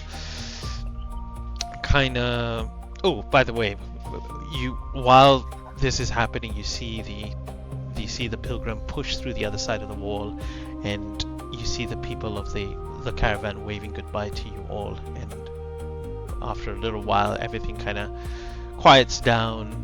The distance, tremors of the pilgrim walking dissipate, and now there is this big hole between in the kingdom itself. But people begin to start fixing things up. Guards move out. They're all giving each other a helping hand. You don't see anyone being sleazy around here. Everyone's just doing the work. Very, in a way, they just know what to do because they're big city living in a very hardship. There is this structure going on. And before you know it, you manage to find a temple, slightly damaged from the tremors of the pilgrim, but you see some religious acolytes doing some sort of early morning prayer. And On the way there, Gregor Schmidt's point will have had the bladed part of his glaive sort of wrapped in leather to give it his pole arm the appearance of just like a big walking stick. And he'll say to Yuva, I don't know if Yuva's walking on the ground, but which might be a bad idea. I was gonna maybe just sit on your shoulder, and if your glaive is like a nice little backrest. Oh, he's actually using like a stick, so he wouldn't have it, okay. unfortunately. He'll sort of look at you and says, so, child, why are you so interested in coming with me? Really, I don't know if you've noticed, but we seem to get the weirdest looks. And I think it's easiest if stay with like. Admittedly, I keep calling you child, but you're no child, are you? No, I've lived a while. Well, until a week ago, I thought you were just a story. Turns out you're not. I've never met one of you either. No, that's fair. My kind have a bit of a reputation. That's why people around here don't necessarily like seeing me. I think We're all a bad omen. At this point, you do notice that you are obviously being followed by Cassian. I pretend not to see him, and I just sort of you the elf boy seems to be following us. You noticed? I'm gonna very obviously turn around. Oh god damn it! Cassian hides behind the barrel very obviously, but kind of too late when he crouches down. He's being surprisingly stealthy. On its naked cardboard box is moving. Huh? What was that noise? Maybe we're going in the same direction.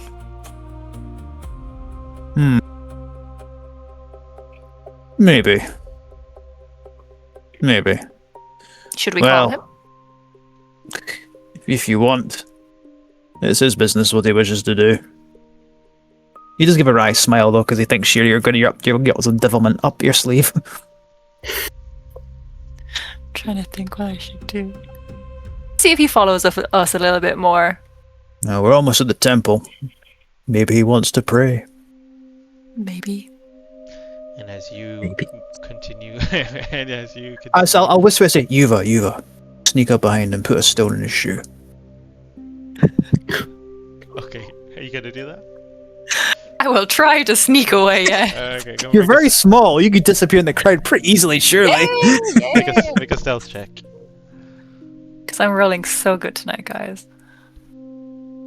Believe in yourself. 8. Oh, come on!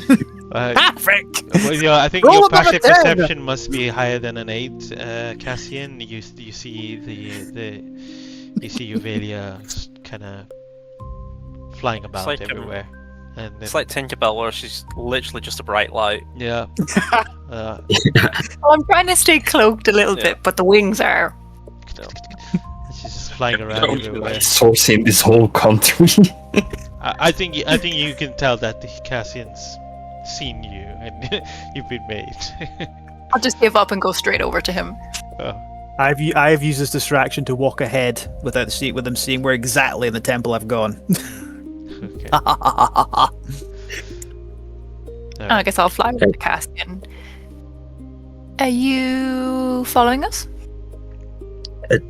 Maybe, perhaps. I was just going to the temple. Also, Lead the way? okay. And then he walks Where'd he away. go? How'd you lose a big orc in heavy armor? God damn it! Everybody's big. And as you kind of search for Gregos, you eventually find a temple. You see a couple of acolytes there, but then you see one of them with their kind of pale red skin, standing pretty tall amongst the rest of the other acolytes there, who is currently just helping. I'll greet if there's one of the acolytes, one of the more senior ones, is there initially, I'll walk up to him, and I'm assuming there's like a greeting for them in particular. I'll just say it's his light upon you. He bows his head. An armor's light upon you. You are a foreigner in a land that does not belong to you, but yet the light has brought you here. Did you come Yes. with what is now the elemental being? Yes, traveling the same direction. My company was low on supplies, and they found us. Stroke of luck. He says, yes. We do not question the journey of those that follow the Shireen. Oh, did we just lose Andy? He's gone. Oh, he's back. Sorry about that. Was it Tiff again? Yes. She nudged my hand, and I cut off the camera. Fucking hell. Sorry, what did I miss?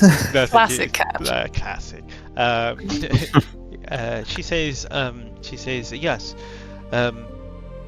We respect the followers of Shireen, and we do not question their motives of their journey. We never have, and it seems like, well, the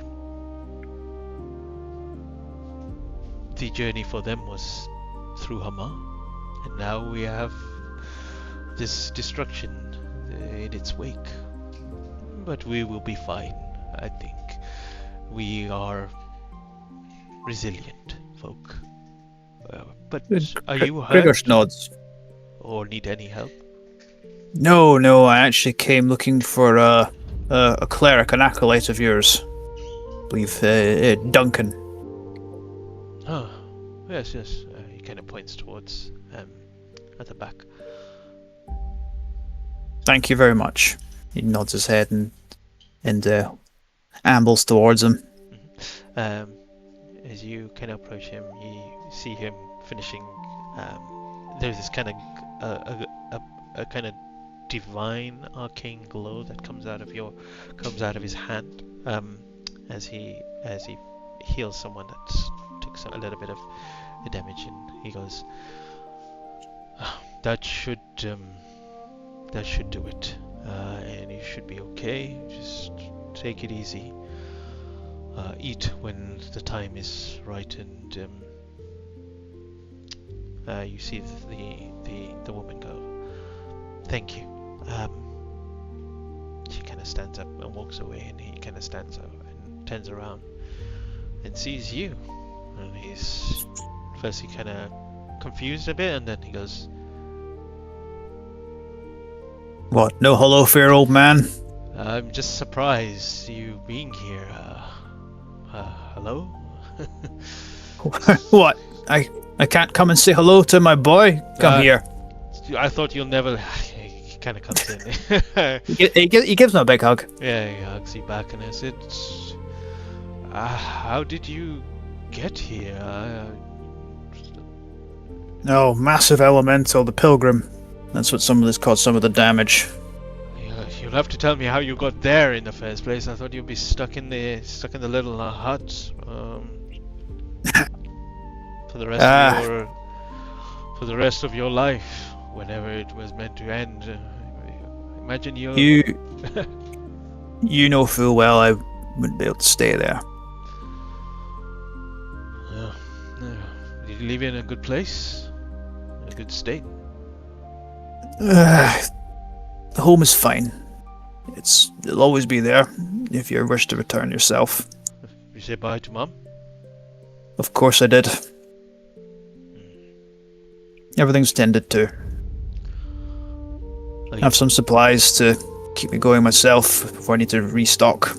I even have this, and he gestures to the bag he got from the Valkyro. I do not work with such ingredients. Normally I use holy water and other more divine ingredients, I guess. Things that are given. He sort of gives a big sigh. Oh no, come on. Yeah.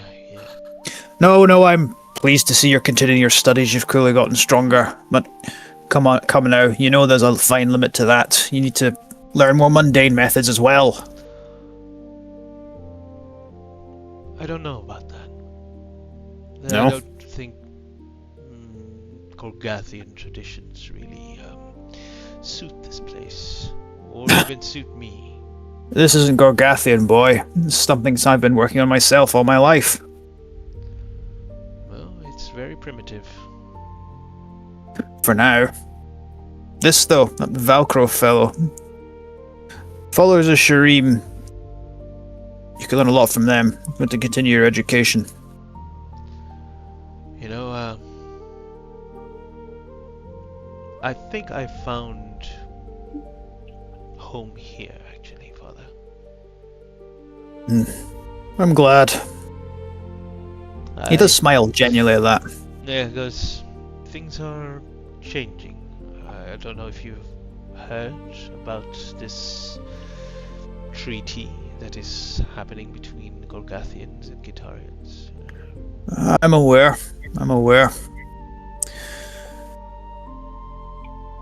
In even the darkest land that we live, there is hope when there is light above us. And Arma has shown a light to the Gorgathians as well as us, and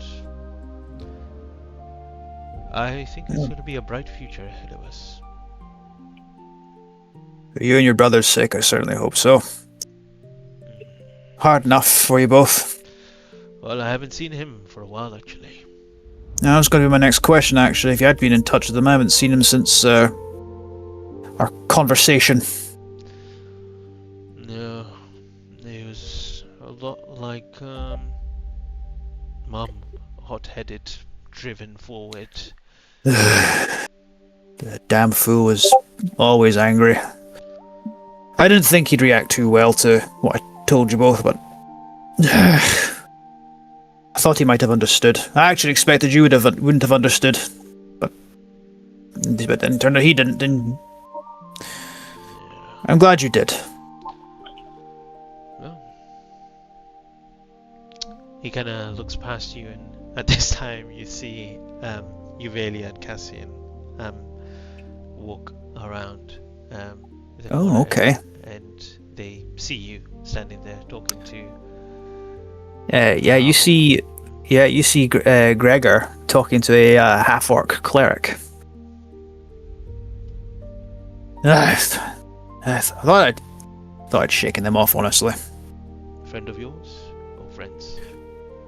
Recent acquaintances. By the way, spirits are real. He gestures to Juvalia. Yeah, you wrote to me about those people that spoke about them. I never believed it to be true, but I guess you're not going to introduce us? You two, come closer, damn it! I can't hear you from over there. Hard of hearing. Yeah, Gaston walks over while he pulls his head more over his eyes, further over his eyes. Gregor kind of rolls his eyes as he reaches over and pulls it down, says, "We can see you now, boy."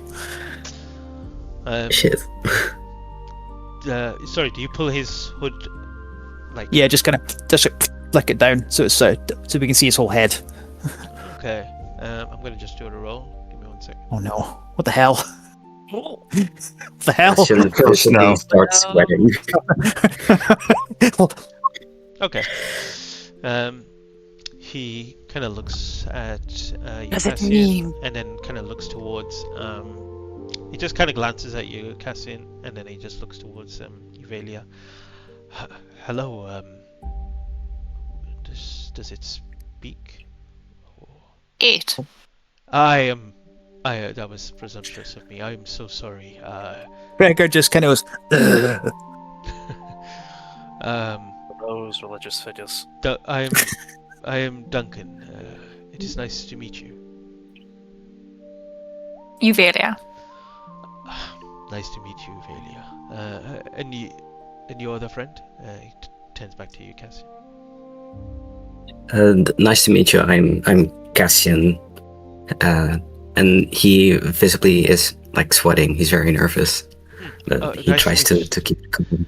He kind of looks at you, Cassian. He looks at you for a moment, and then he just goes back to Evalia. And he goes, "I hope that my father has not been a problem through your travels." Your Not really. father! I narrow my eyes at Duncan and go, "What do you mean by that, boy?" Oh, you know how you can get. He's a very cranky morning person, and Cranky, I'm a delight. I'm sure you are. Yeah. Well, it's nice that you have family so close. Close. Amhar's quite far away from where he grew up and where I lived. Well, it's nice that you keep in contact. Technically, this is home as well, right? Mother was from here. Yes. I have 2 homes. That's nice. Yeah. I don't know how our elf friend is reacting to seeing a half-orc, considering the reputation of it in the relations in Gorgath and Kita. Since he is in the temple here, he's fine. Cassian trusts him. He goes, "So, how did you meet? What happened? Well, yeah, why are you even here, Father?" Well, like I said earlier, couldn't stay at home anymore. What happened? He sort of narrows his for backstory stuff, but he's not actually saying out loud. I'll send. Do you want me to send you a reminder on a private message? Yeah, send me.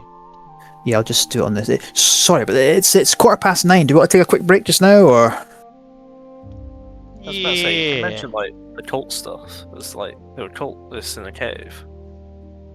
And you had to flee. Yeah, I think that's why he's more prying towards rather than. Oh right, okay. And that I'll send a reminder of why specifically Gregorsh has left. Yeah, he knows that. Of course. Yeah. Okay, never mind. I'll just forget. That's just. Yeah. We went to We visit. met in a cave. Yeah, Bracken Pit, and you know the wait, what was their surnames again? Hang on. You remember the Vaynar family? Oh yeah, I do remember them. Yeah, are they all right? No. I found the bodies of Silthira and little Lyra in their home. Couldn't find Darian at the pit, but apart from half a dozen children that were still there, everyone was dead. Killed by these cultists that sopped their jaws with these metal contraptions. You see, when Hugh say that, there is this recognition, and then he says, "Those are the followers of the Devourer. They call themselves the Maw." By the ancestors. Fucking hell. What were they doing there? Well, I think they were looking for something. Something. The goblin acquaintance of mine. He touched something he shouldn't have in some kind of sealed container. Only got a brief look at it, but the power I felt from it. You know I don't scare easily, but I've never felt fear down to my bones like that when it was opened. This is terrible news. Perhaps you should be speaking to someone someone perhaps even the king, and letting him know. The Qitarian king isn't gonna pay attention to me. They did say someone wanted to talk to us. Yes, perhaps speak to that person. Let them know. They might be able to help you, but that sounds awful. Look, between- dangerous. Between us all, I was intending on leaving as soon as possible without doing that. I'm amazed they let us go at all, to be honest. So am I, but I intended on leaving to go find more of these cultist fools, but Are they well known here? Well, not well known as they here. They don't do their bit. They work in mysterious ways, but we've heard about sightings of these cultists around other places in the Kingdom of Qatar in search for, we didn't think that they would. You see him kind of in distraught. It's just like, I'm sorry to tell you this, Duncan. I'm sorry. Look, I'm not going to be getting back anywhere near home anytime soon. Can you get word to anyone? Get to Lyra's and Selthira's home. You see to it that they're buried. I have their death books. I'll try and get it to the library. have you been keeping up with yours? You know I don't keep one, boy. And you see him kind of turn around, and he goes, rummages somewhere, and he pulls out one which has the kind of religious symbol of armor, and gives it to you, puts it on your chest. Right one. Really? Boy, I'm old. Why would I be starting one now? You're never too old, and you never know if your words are important and should be written down. And he grabs a little quill, and the very first entry is given this by my, looks him, idiot son. He made me write this, and closes it. Oh, that's a start. Did you write it in Orcish? He did. Okay.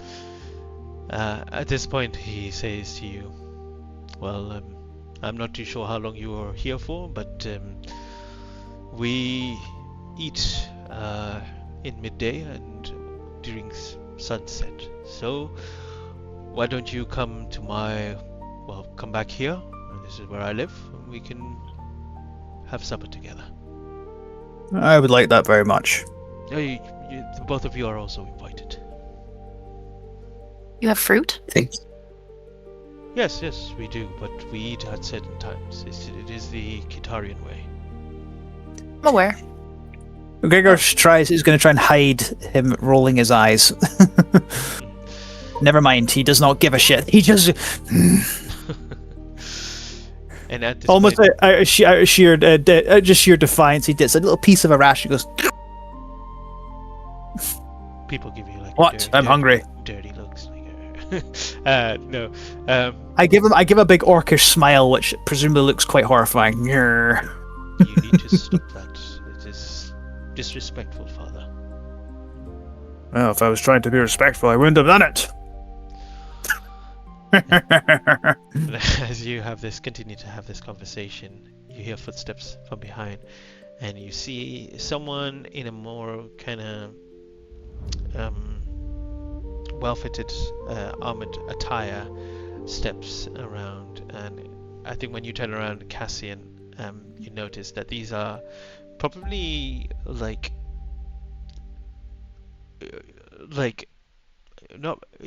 maybe royal guards, but one of the royal guard, he kind of steps out, and he sees the three of you, and he says to you, before we go and break, and he says to you, he says, you have been asked to speak to the king's right hand. I turn to Duncan and say, I told you the king would want to speak to me. Azarun Tazara waits. Please follow me. What was the name? Azarun Tazar. Huzzah! Huzzah! Huzzah! And with that, we are going on break, and we'll be back in a bit. So don't go anywhere. See you in a bit.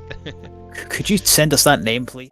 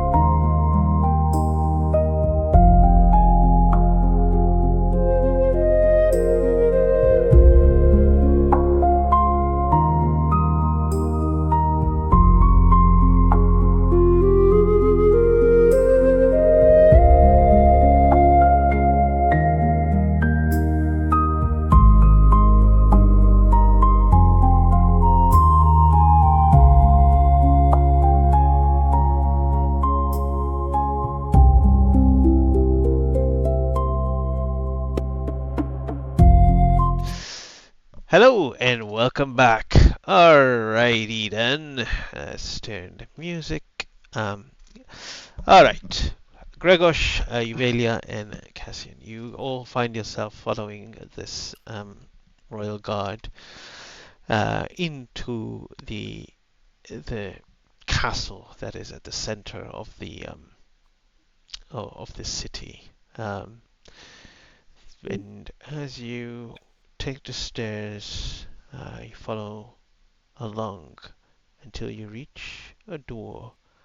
And as the door is open, you see inside a person standing there. They are. Royal Vizier. You see them wearing long kind of black robes, with a kind of grey kind of shirt. Their hair is black, but it's got kind of like grey lines on the sides. Clean shaven, sharp features. Very kind of mysterious, but still stern looking fellow. I'll show you what it looks like. Yep, don't trust this man. This is a treacherous Royal Vizier written all over him. Just Nah, he looks real friendly. He has a little Yeah. badge symbolizing the right hand of the king, and as you see him,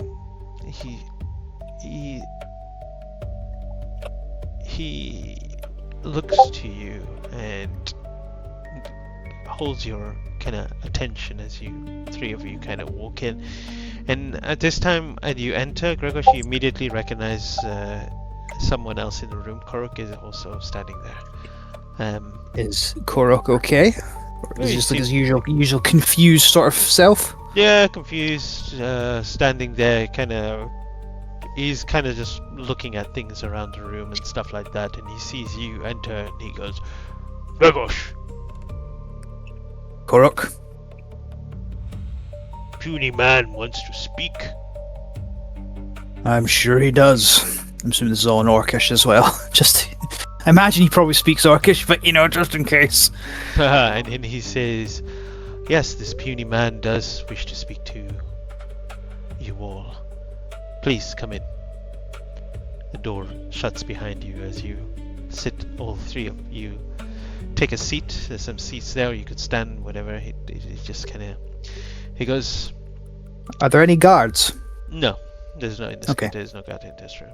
Holy shit, okay. It's kind of like a circular room. There are some kind of shelves with some books in there. It seems like it's some sort of kind of office space within this place.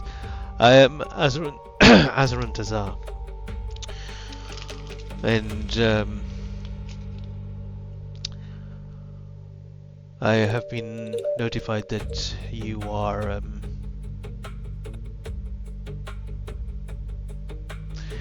travelers from the north and had experienced what had transpired there. That's correct. Yeah, as I look around, I go, no guards.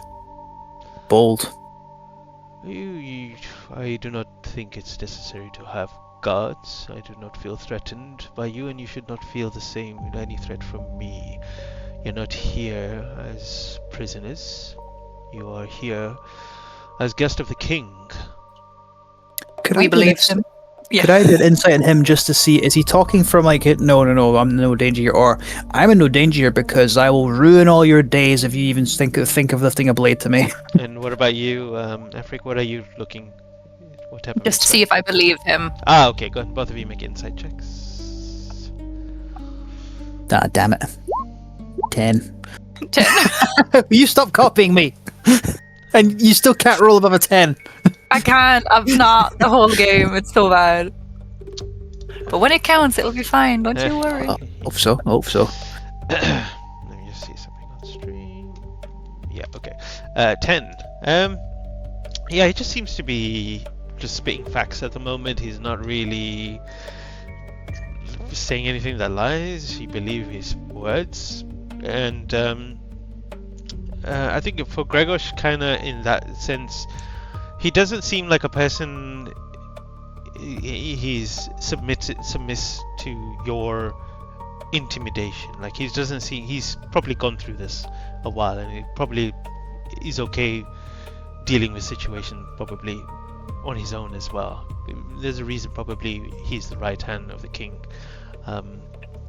He appears. It looks towards Cassian for a moment before he looks away, and he then says, so from my understanding is that you followed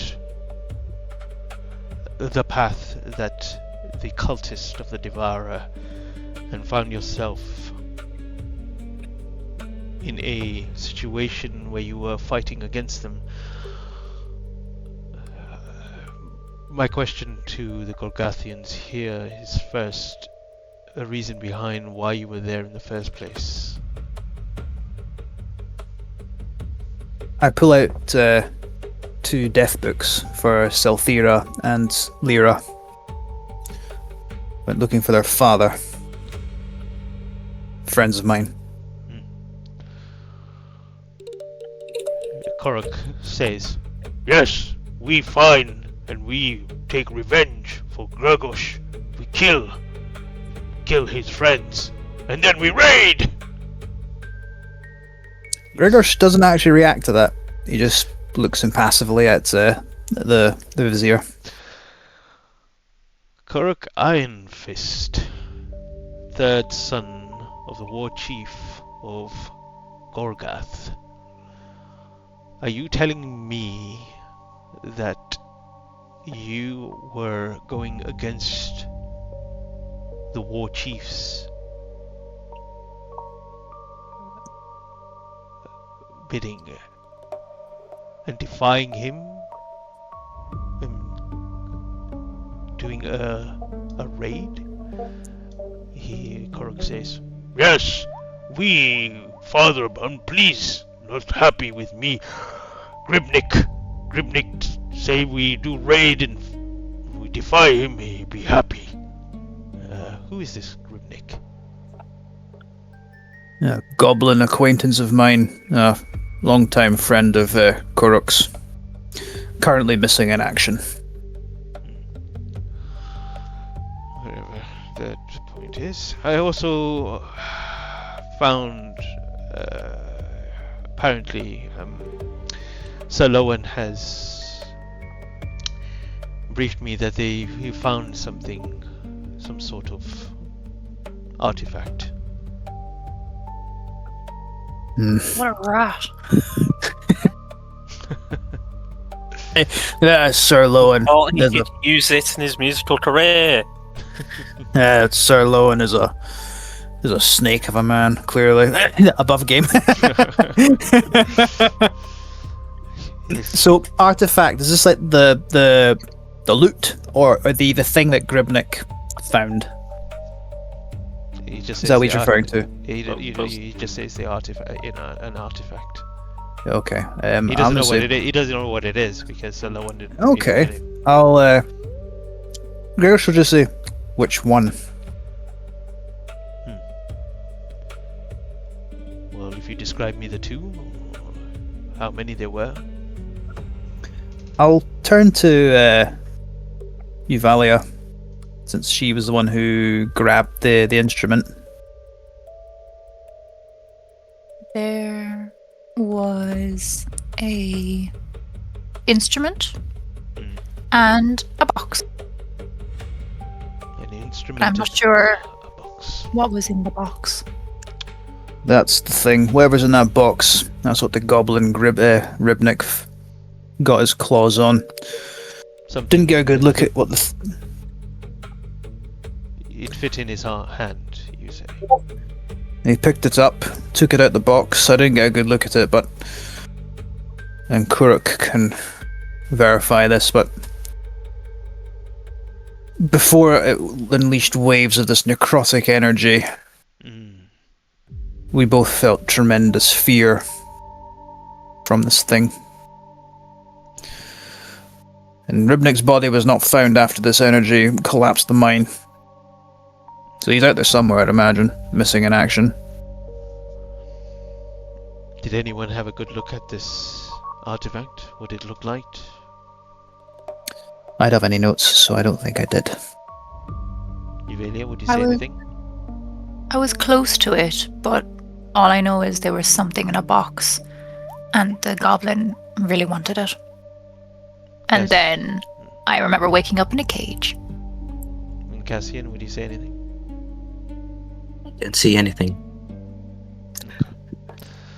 I'll ask if this is something Are you lying to him, or are you saying you did see it, but do you want to hide the fact that you did see it? That's what I want to say. Yeah, Ask. I'm lying. Okay, so make a deception check. Yeah, I don't have any description written here, so I don't think I saw it. Why you always lying? Nah. Why you always lying? And I don't want me. You have a +6 to your deception. Yeah. Not that it matters. Yeah, that's Boy's a liar. crazy. Apparently not. Literally He all starts. lying. His pupils dilate. He starts sweating really badly. He starts like, no, I promise, I never saw a thing. Yeah. He says, well, I'll see if the others may have a better description of what was found there. Besides the point, we're in a situation here now. We have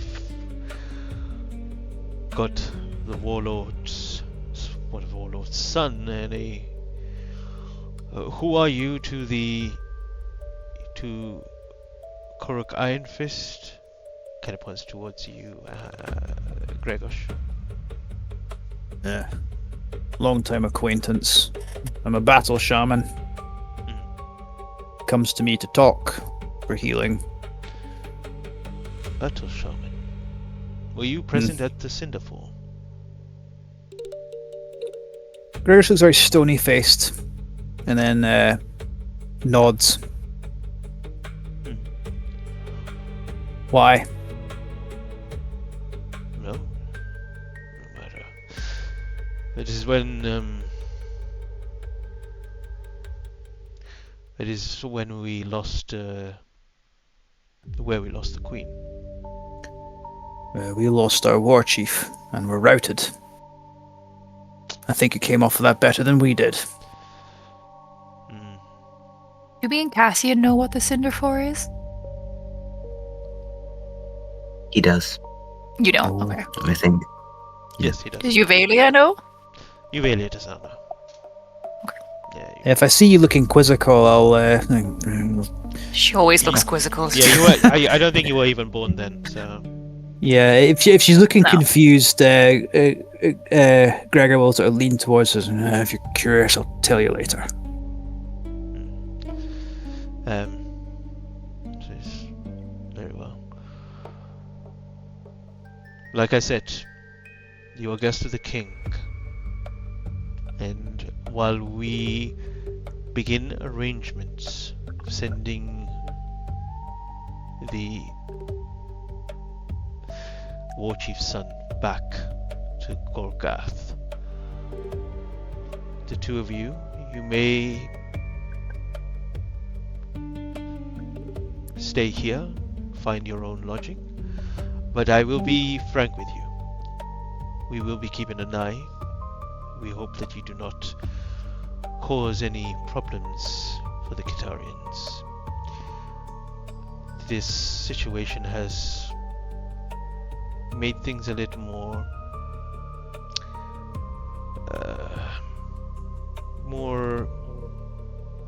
tenuous between the kingdoms. So we hope for a better future.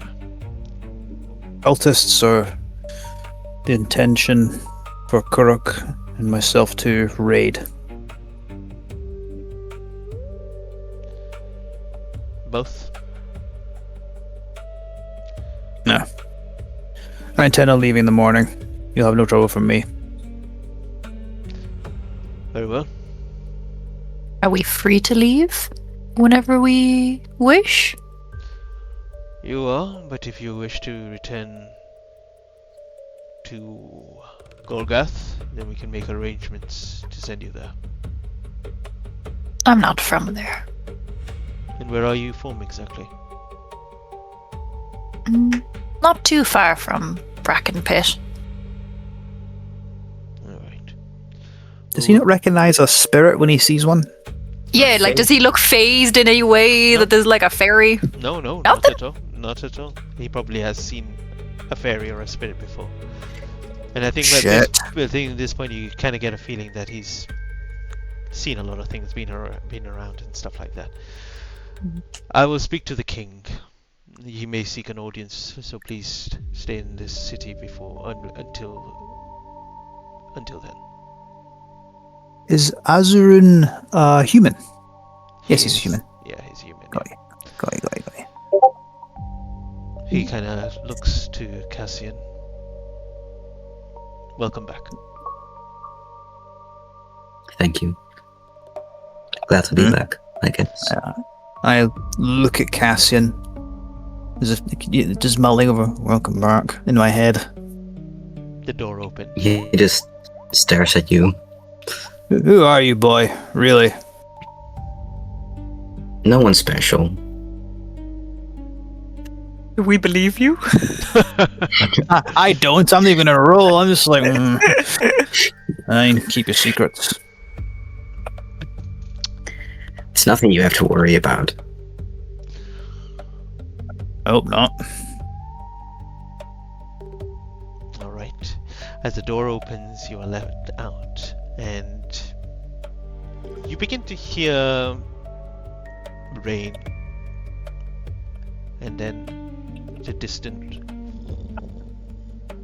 It seems like the storm has returned back south.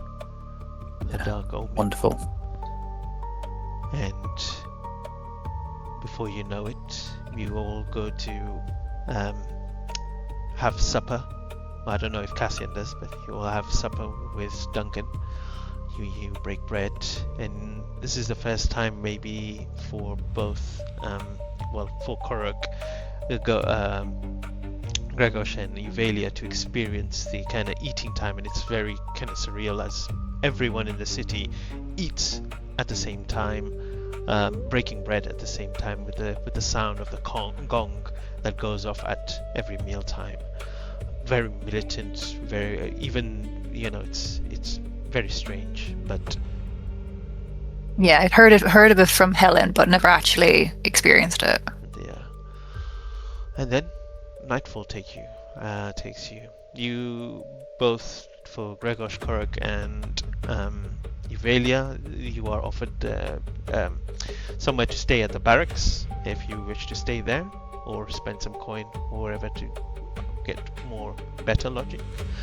But we're gonna kind of focus into Cassian at the moment at night time.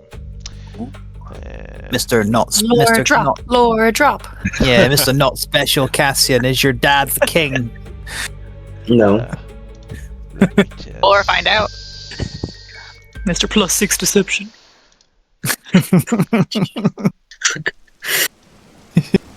Isn't that one perception? Deception. Blah, blah.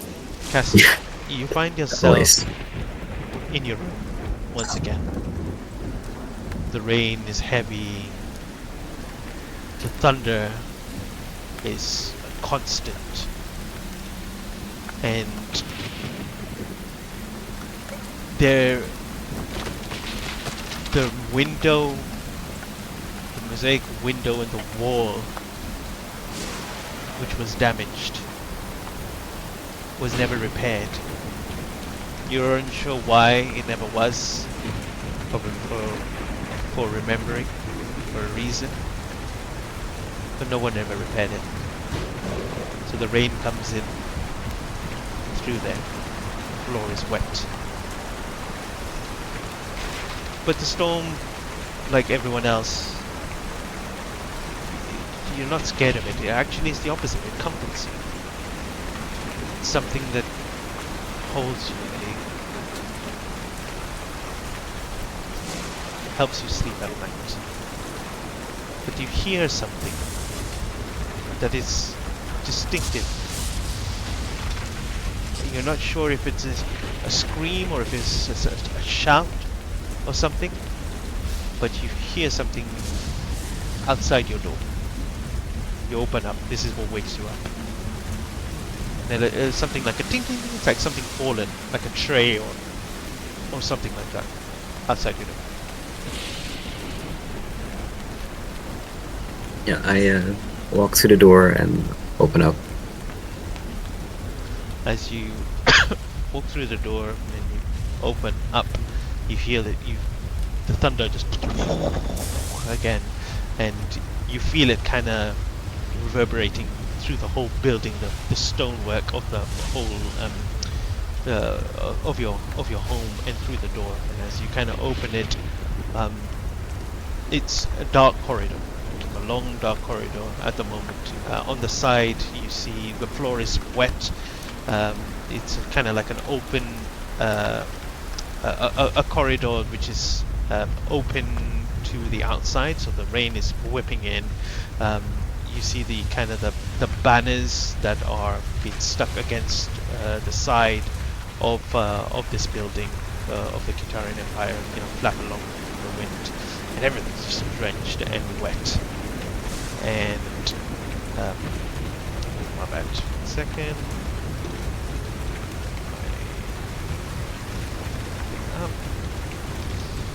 Here we go.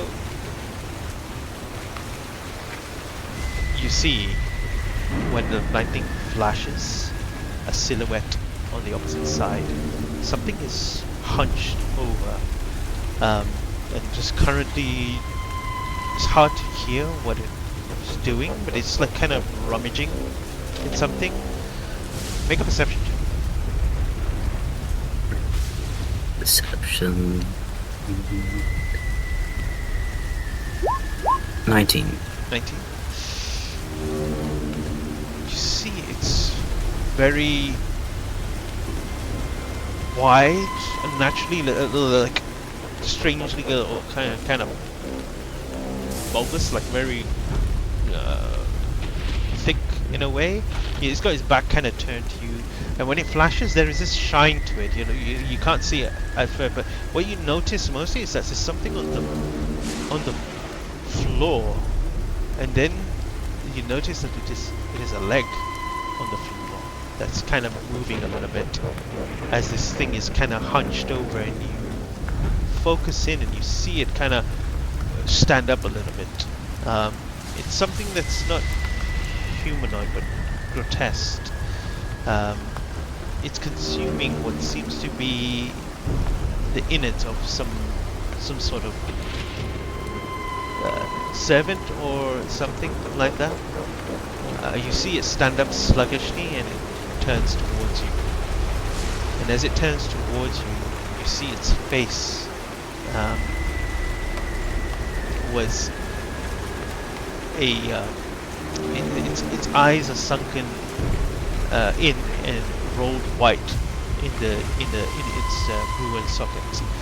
You see it never seeming to look, and yet always seeing. And then you notice that it's wearing some sort of armor, and it looks like Kitarian armor. And from beneath the helm, you see its jaw hung and unhinged to an impossible length, distended into a gullet more than mouth, drooling ropes of black ichor that kind of pattered with marble like thick rain. Its mouth, it didn't open in a scream, it just yawns and it says, "Hungry! I'm hungry!" And it starts kind of moving towards you. What do you do? Cassian makes his halberd appear and gets ready to defend himself if he suddenly comes to attack. And I try to yell out for other servants. Every time you scream, you're not sure if it's being heard. The storm is loud. It's muffling the sound of your own voice. And every time the light flashes and it disappears into the darkness, the next time it flashes, you see it's moved a little bit more closer. You see now, as it's getting closer, you see a thick, like bulbous body. I don't know if I've got a picture. Let's see. Art. I will send you. I will send thy art.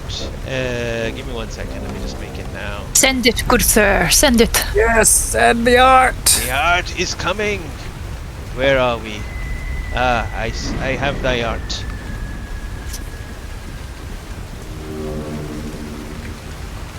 Here you go. You see its stomach is unnaturally big, and Where is it? I see nothing. Oh, there. Oh, there. Oh. my god. You As ever it's kind regret asking for something? Pregnant. yeah, No.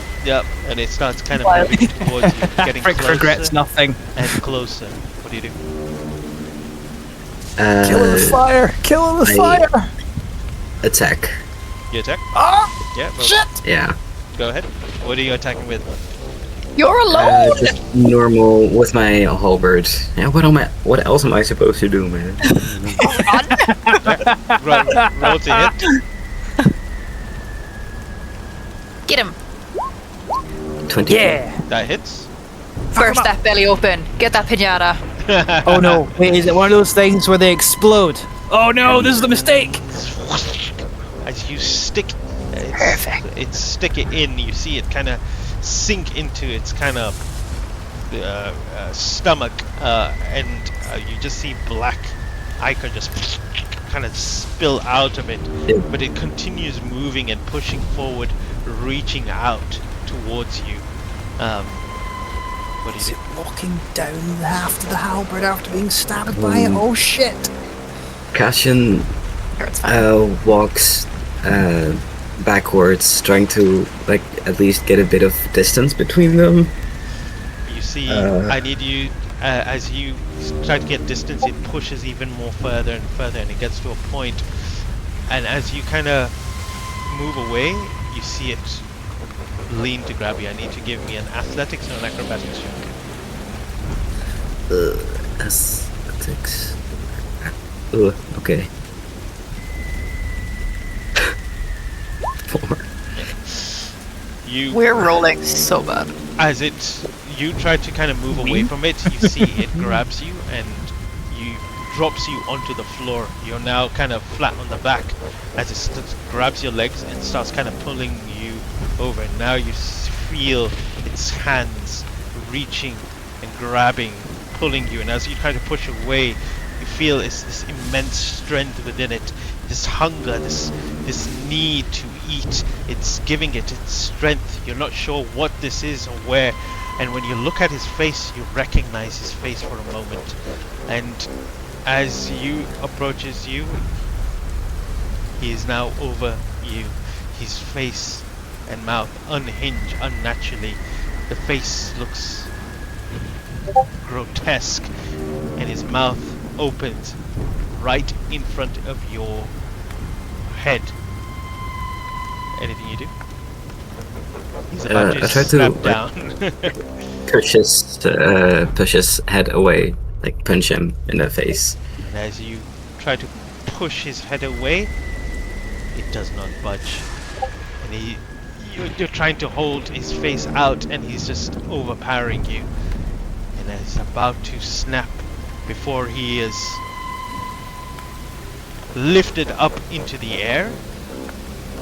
He's like now suspended into the air and then you see him get slammed with telekinesis against the wall on the side, and there you see standing opposite to you is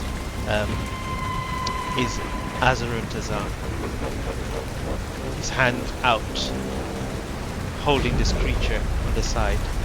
He steps closer towards you while looking at the creature, taking a quick glance towards you, and then you see him completing sigils.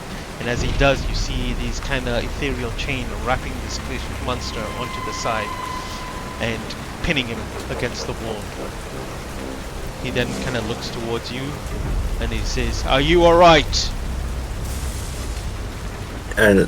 Cassian stumbles to stand again and says, "Yes, thank you. I've never been so happy to see you before." He nods his head, he turns towards back to this creature, and then you see him focus, and you see this kind of arcane energy burst in his eyes, and he lets out this very, very dark green energy towards the creature, and as it hits the creature, you hear it kind of scream in pain, and you see the creature begin to disintegrate and disappear. And as it disintegrates, its armor that it had falls onto the ground. At this point, you begin to see other soldiers running up and running towards Azarin and yourself, and you hear him say, "Take Cassian to safety," and they take you away. Can I check who the guild servant was? Or Who the servant was? the servant? Yeah. It was some servant with had a tray of food or something. No one that you recognize. Okay. And you're unsure what happened, why they were there, what this was. Something did something to this guard, and you find yourself taken away, shifted, and the night takes, and the next morning arrives. Getting a bit. Aha! The darkness goes away. The next morning, there is torrential rain as as you all awake to the continuous storm and thunder above Hamar.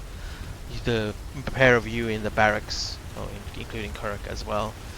And when you wake up the next day, probably maybe after midday, you are then called by the king of Kitar himself.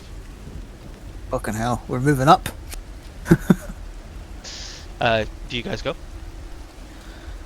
Yeah, sure. That's Why the not? pose. On the way there, I'll be saying, Yuva, you noticed that Vizier fellow didn't even react to seeing you. No, people usually do. I feel like he's seen a lot. No guards either. Clearly feels doesn't need them. You're gonna see Yuva's gonna like check the ground to see if the rain has soaked into the ground. It does, quite instantly. Yeah, there's no. It makes the floor a little muddy for a moment, but you know that when rain goes, the earth is just gonna suck everything in quite rapidly. Turn to Yuva Yeah. and just tell her, yes, this side of RAIA is not a healthy land. I just Any hope rain, maybe it water. was different. No, I just hope it was going to be different to my forest. In what regard? I've not really been out much, so I kind of hoped this ground would be better. I doubt it very much. Light side of RAIA, probably different, but not here. Harsh land. Everywhere. Let's go see what His Majesty wants to say. Maybe we'll find out who this Cassian actually is. As you continue, as you follow the guard into the castle itself, Korok with you as well. You eventually find yourself upstairs and outside these kind of double doors, and once the doors are pushed open, you see that there is 3 people in this room. First, you see a familiar face, Azran Tazar, standing next to the king. You see already here is Cassian, and you see sitting on his seat. Well, I'll describe the throne room itself. As you enter into the room, you see that it's beautiful and burdened by survival, built from like pale stone and dark frost veined marble. The vast hall feels cold but sacred. It's lit by like soft winter lights filtering through tall stained glass windows bearing the kingdom's sigil. The snowdrop flower, symbol of hope through the hardship. You see long banners. Sorry, I should have music here. Hear the rain outside. It's raining again.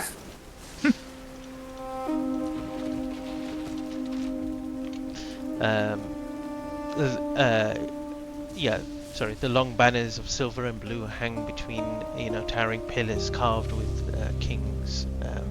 Famine survived and harvest won through sacrifice. At the far end, upon a raised dais of white stone, stands a throne shaped like a blooming stone petals, elegant yet severe. Behind it hangs an immense snowdrop standard stitched in silver thread. A second throne draped in a white cape to its left, and another to its right, this one smaller but still significant. Nothing in the chamber speaks of excess. There's no gold saturated or variety, only symbols of endurance, durity, and scarcity overcome. The room is silent, ordered, almost reverent. It feels less like the seat of a king and more like the heart of a kingdom refusing to die. And you see there, sitting on his throne with expectance, is a towering, imposing elf of a noble bearing, clad in immaculate royal black and gold. Every movement measured and deliberate. His once golden hair is streaked with silver, framing a face carved by hardship and discipline. A jagged kind of lightning scar traces across one side of his kind of face, stark against sharp, regal features. His cold blue eyes miss nothing and reveal even less. He wears the weight of famine, war, and kingship like a crown, all its own, stern, unreadable, and utterly commanding. His presence alone makes the room feel smaller. I'll show you a picture of him. Would I know to look? Obviously, elves tend to, it doesn't show. Am I looking at an old man here? Well, I'll show you a picture of him. You can tell me what's up. Ooh, maybe. Older. Human age, maybe in his 50s, let's say. But you don't know how old this elf is. Standing there. Sorry, that's just what Lucky said there. Apologies, carry on. Well, he's just sitting there. He's looking outside the kind of open gap window, and as you enter the room, he says, "And once again, ruin follows us. If it's not the gods, it is the world itself. But we will endure, because that is what we do." Welcome. You're a defiant people, Your Majesty. We have to be. We live off nothing. As so do your people. Gregor nods and says, "Oh, we've been enemies for generations. There isn't a Gorgothian alive who does not respect that about you." I am no warrior. My wife was, but she had passed. My condolences.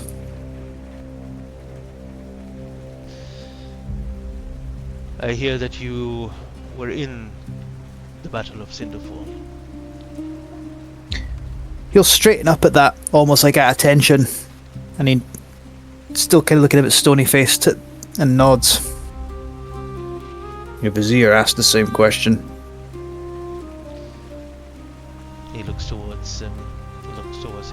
And then he kind of looks back. And somehow, now there are Gorgathians in the hall of the No, kingdom. you invited me. Of course. I am just describing the change of things that have happened in our history. I suspect you'll live to see a lot more of it than I will.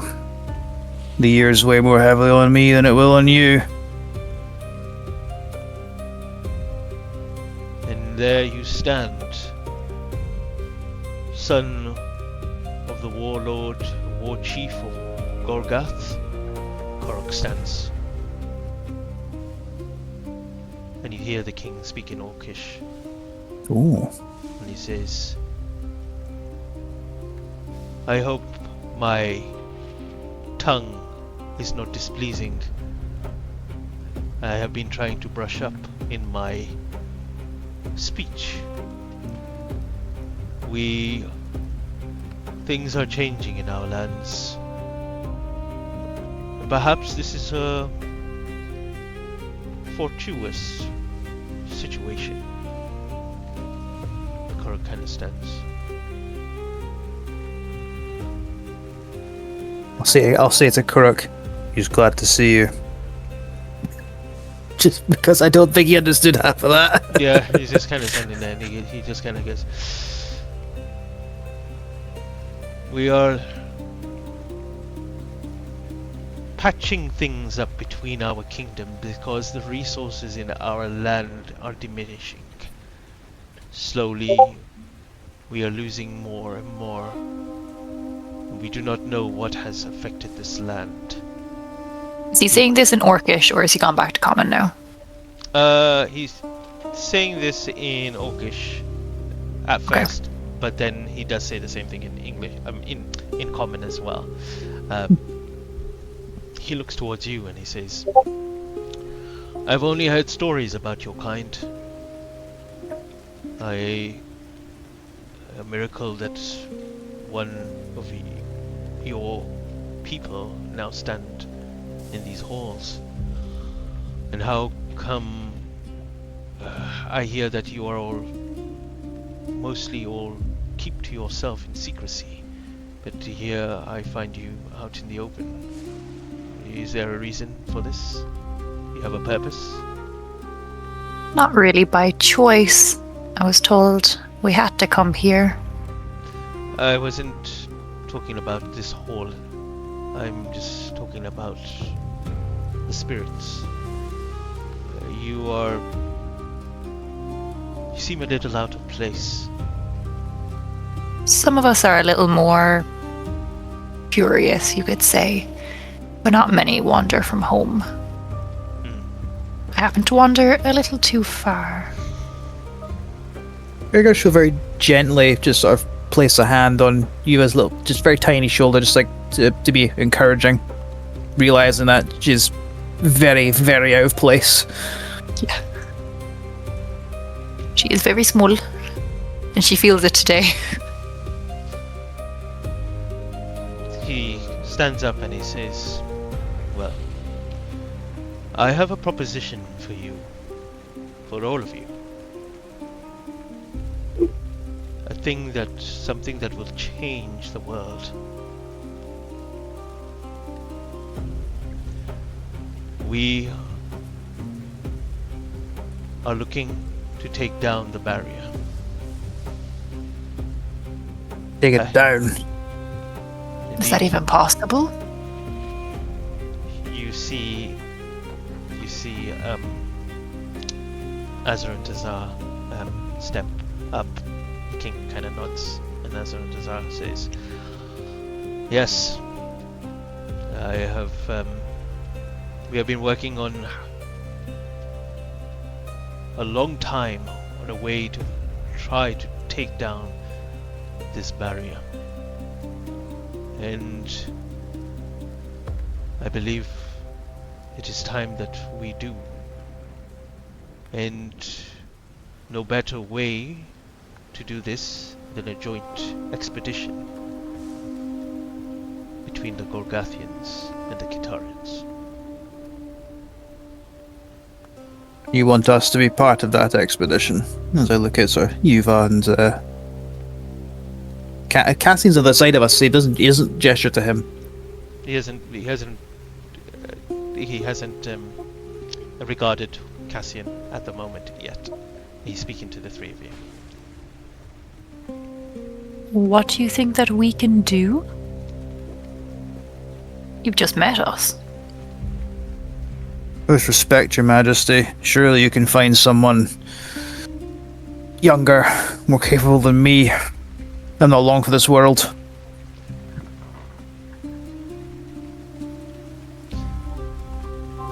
Let us say that fate has brought you here. And Azrun Tazar is very adamant that he brings the three of you, well, along, as he feels like this is going to be a monumentous occasion. Kuruk kind of stands there, kind of confused a little bit. Gregor, what he say? That massive barrier, they want to destroy it. I destroy barrier? Apparently, we will destroy barrier. And I gesture to the room. Will father be happy if I do? I don't know. The king says, your father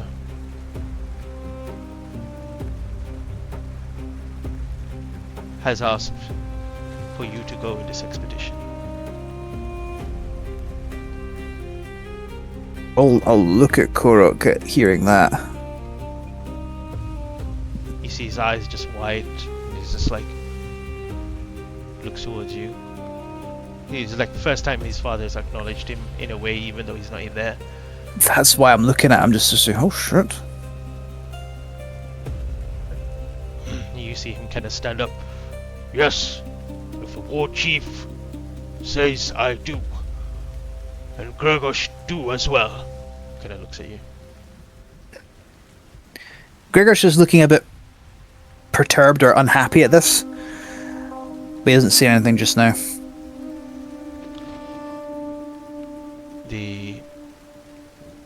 Looks towards Euvalia. She is not really protesting too much, and she kind of looks a bit eager, but trying not to show it. Wanderlust. Dangerous. He says, Azrun says, yes, myself, and hopefully the three of you, as well as the prince, will be joining us.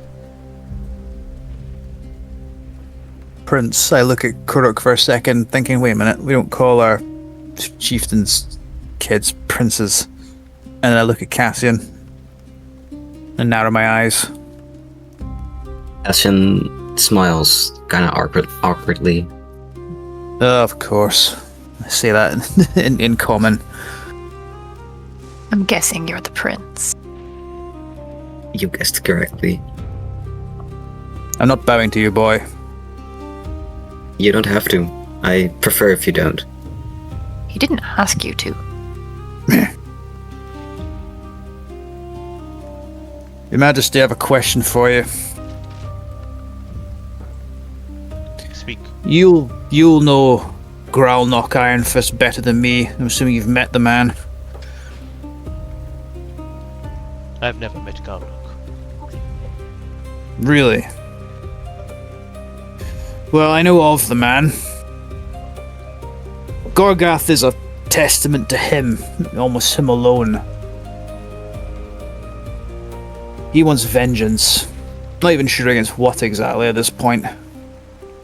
What do you think he'll actually want to do if that barrier comes down? Think about it, really.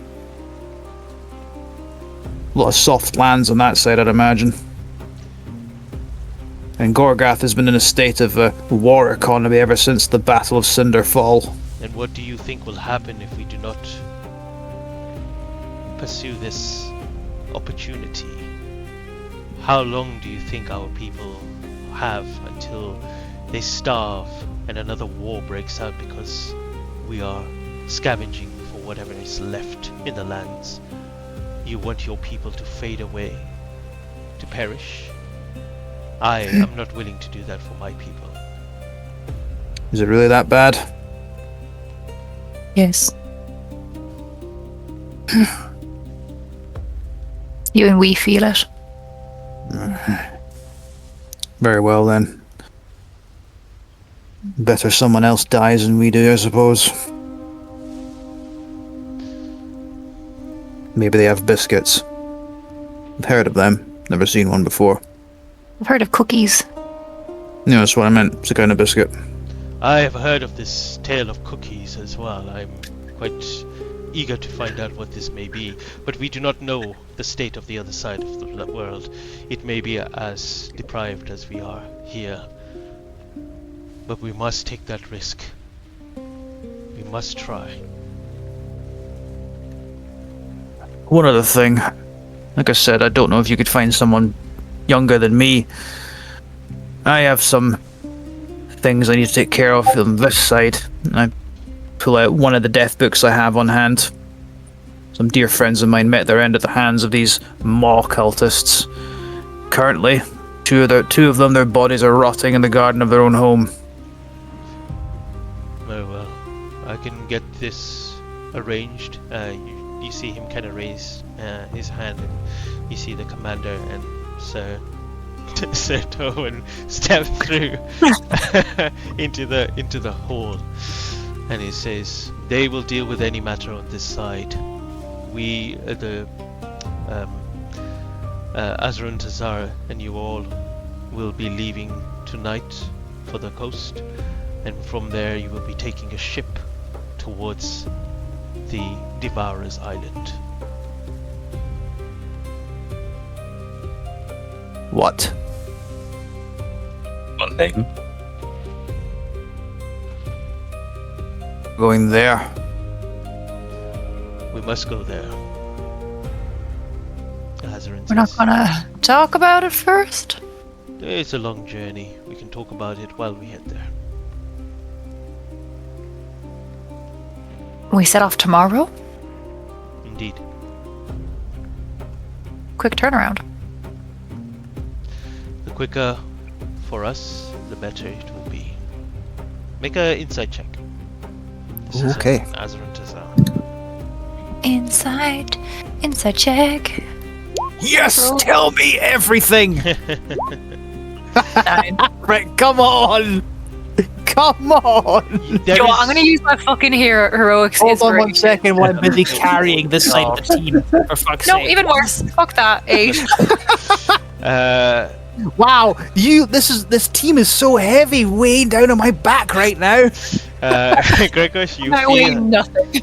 you feel there is this this eagerness is out of excitement for Azarin. You're not sure if it's in a malicious way or anything. You can't really tell. He's a little hard to read in that sense, but he seems to. I think you kind of get the idea that he has given this idea to the king, and the king believes him. Okay, so this And there is a good relationship excitement, between it. but it's excitement rather than we've got to do this. We're desperate. It's excitement rather than desperation. He seems like a person that has been researching whatever this is for a long time, and he feels like he knows what he's doing now to resolve the situation. You can't tell if he's doing this selfishly, but from his demeanor, you seem like he's doing it for the kingdom and for the king. It always looks like he's doing it for the king. Well, ultimate selfishness is it doesn't matter. So why do you want to save the world? I live here. You know, it's it's more that he's excited about it rather than if there's no air of desperation, which I thought would have been driving this whole thing. That's what's like making me go. And you also see him kind of walk up to Cassian and put a hand on his shoulder. And Cassian, he does this often. He's always given you the kind of comfort. He's always supporting you.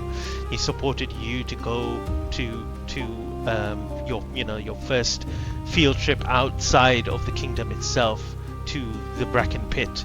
And he's always championed you. Even if you Cassian. ever felt that. Yeah. Cassian shakes his hand off his shoulder, kinda turns his back against him, not fully, still facing the same way, but kinda turning against him. Away from him, sorry. Alright. And I will ask last but not least if there's anything you guys do. You see that the things are set in order. Do you give the death books to Sir Lowen and the commander? Oh, shit. He doesn't want to, but he also isn't really sure if he's going to be back here. You could always give it to your son, so... I think I would prefer to do that. As they go to reach him, it just kind of tells him, no, I know someone else. Although maybe you could accompany him. That is fair enough. I will do. Oh yes, you had forgotten about your thing. You have a very small head, you know that, right? Yes. Are you coming with us, Sir Lowen? No. My life is here. I will miss our singing duets. Yes. So will I. I will not. I won't. Here.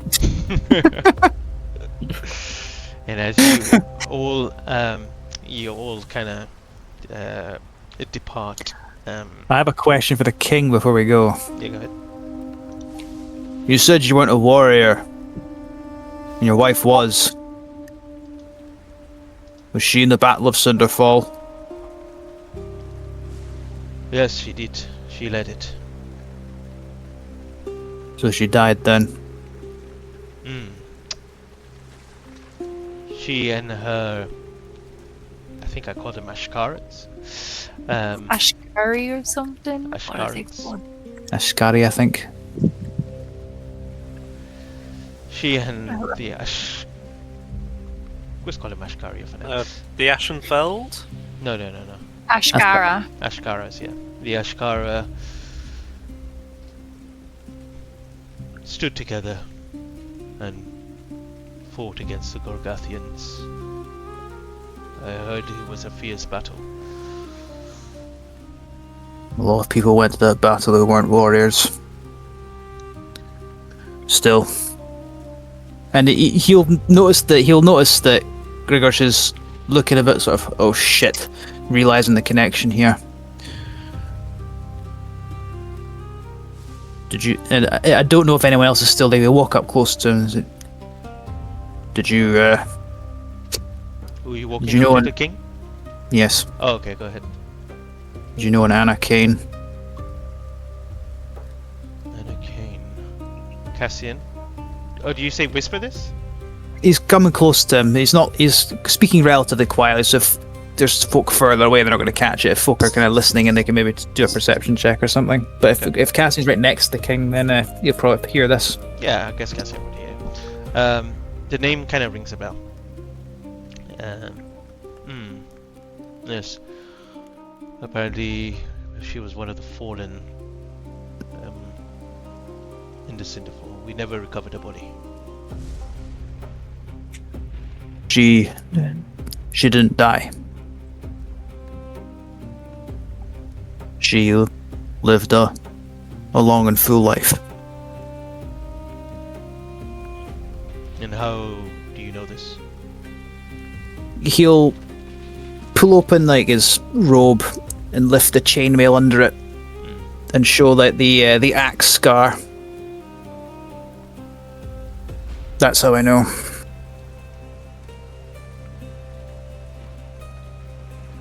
And that is, you know who this person was, Anna Kane, Cassian. You've seen her when she was around, when she was young, when your mother took the girls in, trained them, you watched. And your mother always,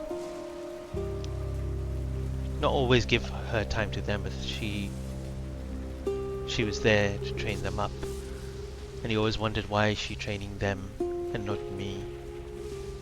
But she always said to you, and you get back to that moment when you tried to do the training that they did and everything fell apart, and the woman that you saw was your mother breaking the apparatus that was about to fall on you, And she turned around and said, "Are you okay?" And she's get to that moment again, and she pulls you up, and she says,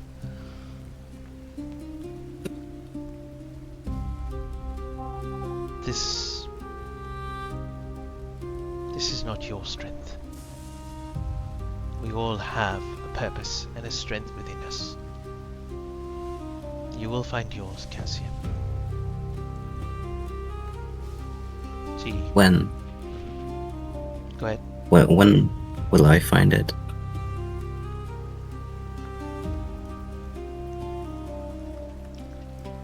It's not about when. You will just know. She kind of leans in, kisses you on the forehead.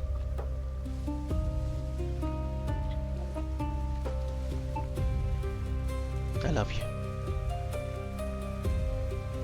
I love you too, Mother. And he hugs her. He hugs her. And we kind of move away from this as we see I'll be you- telling Cassian as we leave, says, if I'm traveling another princeling, I'll make sure you'll be able to use that halberd as well as any Gorgathian halberdier. Trust me, boy. And he sort of slaps you in the back. And he kind of stumbles forward, not expecting the pat on the back. Thank you. I appreciate it a lot. Are you fancy? I am, yeah. He's a princeling, Yuva. He's the second fanciest person in Kita. Does he feel fancy? He tries to feel fancy. He doesn't know if other people perceive him that way. Gregor does. Be a fun trip. That's good. And before you know it, you're traveling across the land. You find yourself in the coast where you actually see quite a few ships there. The Qatarians have created quite a lot of naval ships there. Most of them are unmanned at the moment, but you pick up on one of them and you begin sailing off. And again, the storm. Is Qatar near the coast? Or No, it's quite far away. It's in the middle of the landlocked in the middle.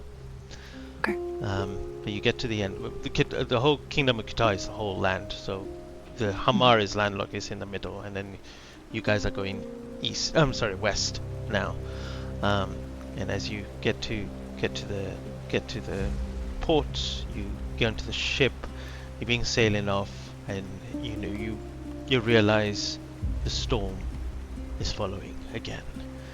And we skip through a couple of nights where all of a sudden you find yourself in the middle of the storm and the torrential rain, the waves, the water is rapidly shifting back and forth, rocking the boat, and you see Azran Tazar at the front of the ship. You see him kind of floating, and he's casting this kind of magic where he's created this shield around the ship because the lightning is striking everywhere, including the ship as well, and he's protecting you all that. But at the same time, you all find yourself stranded in the sea as well, because around you all is kelp, and climbing on board you all are also merfolk that are trying to take you down.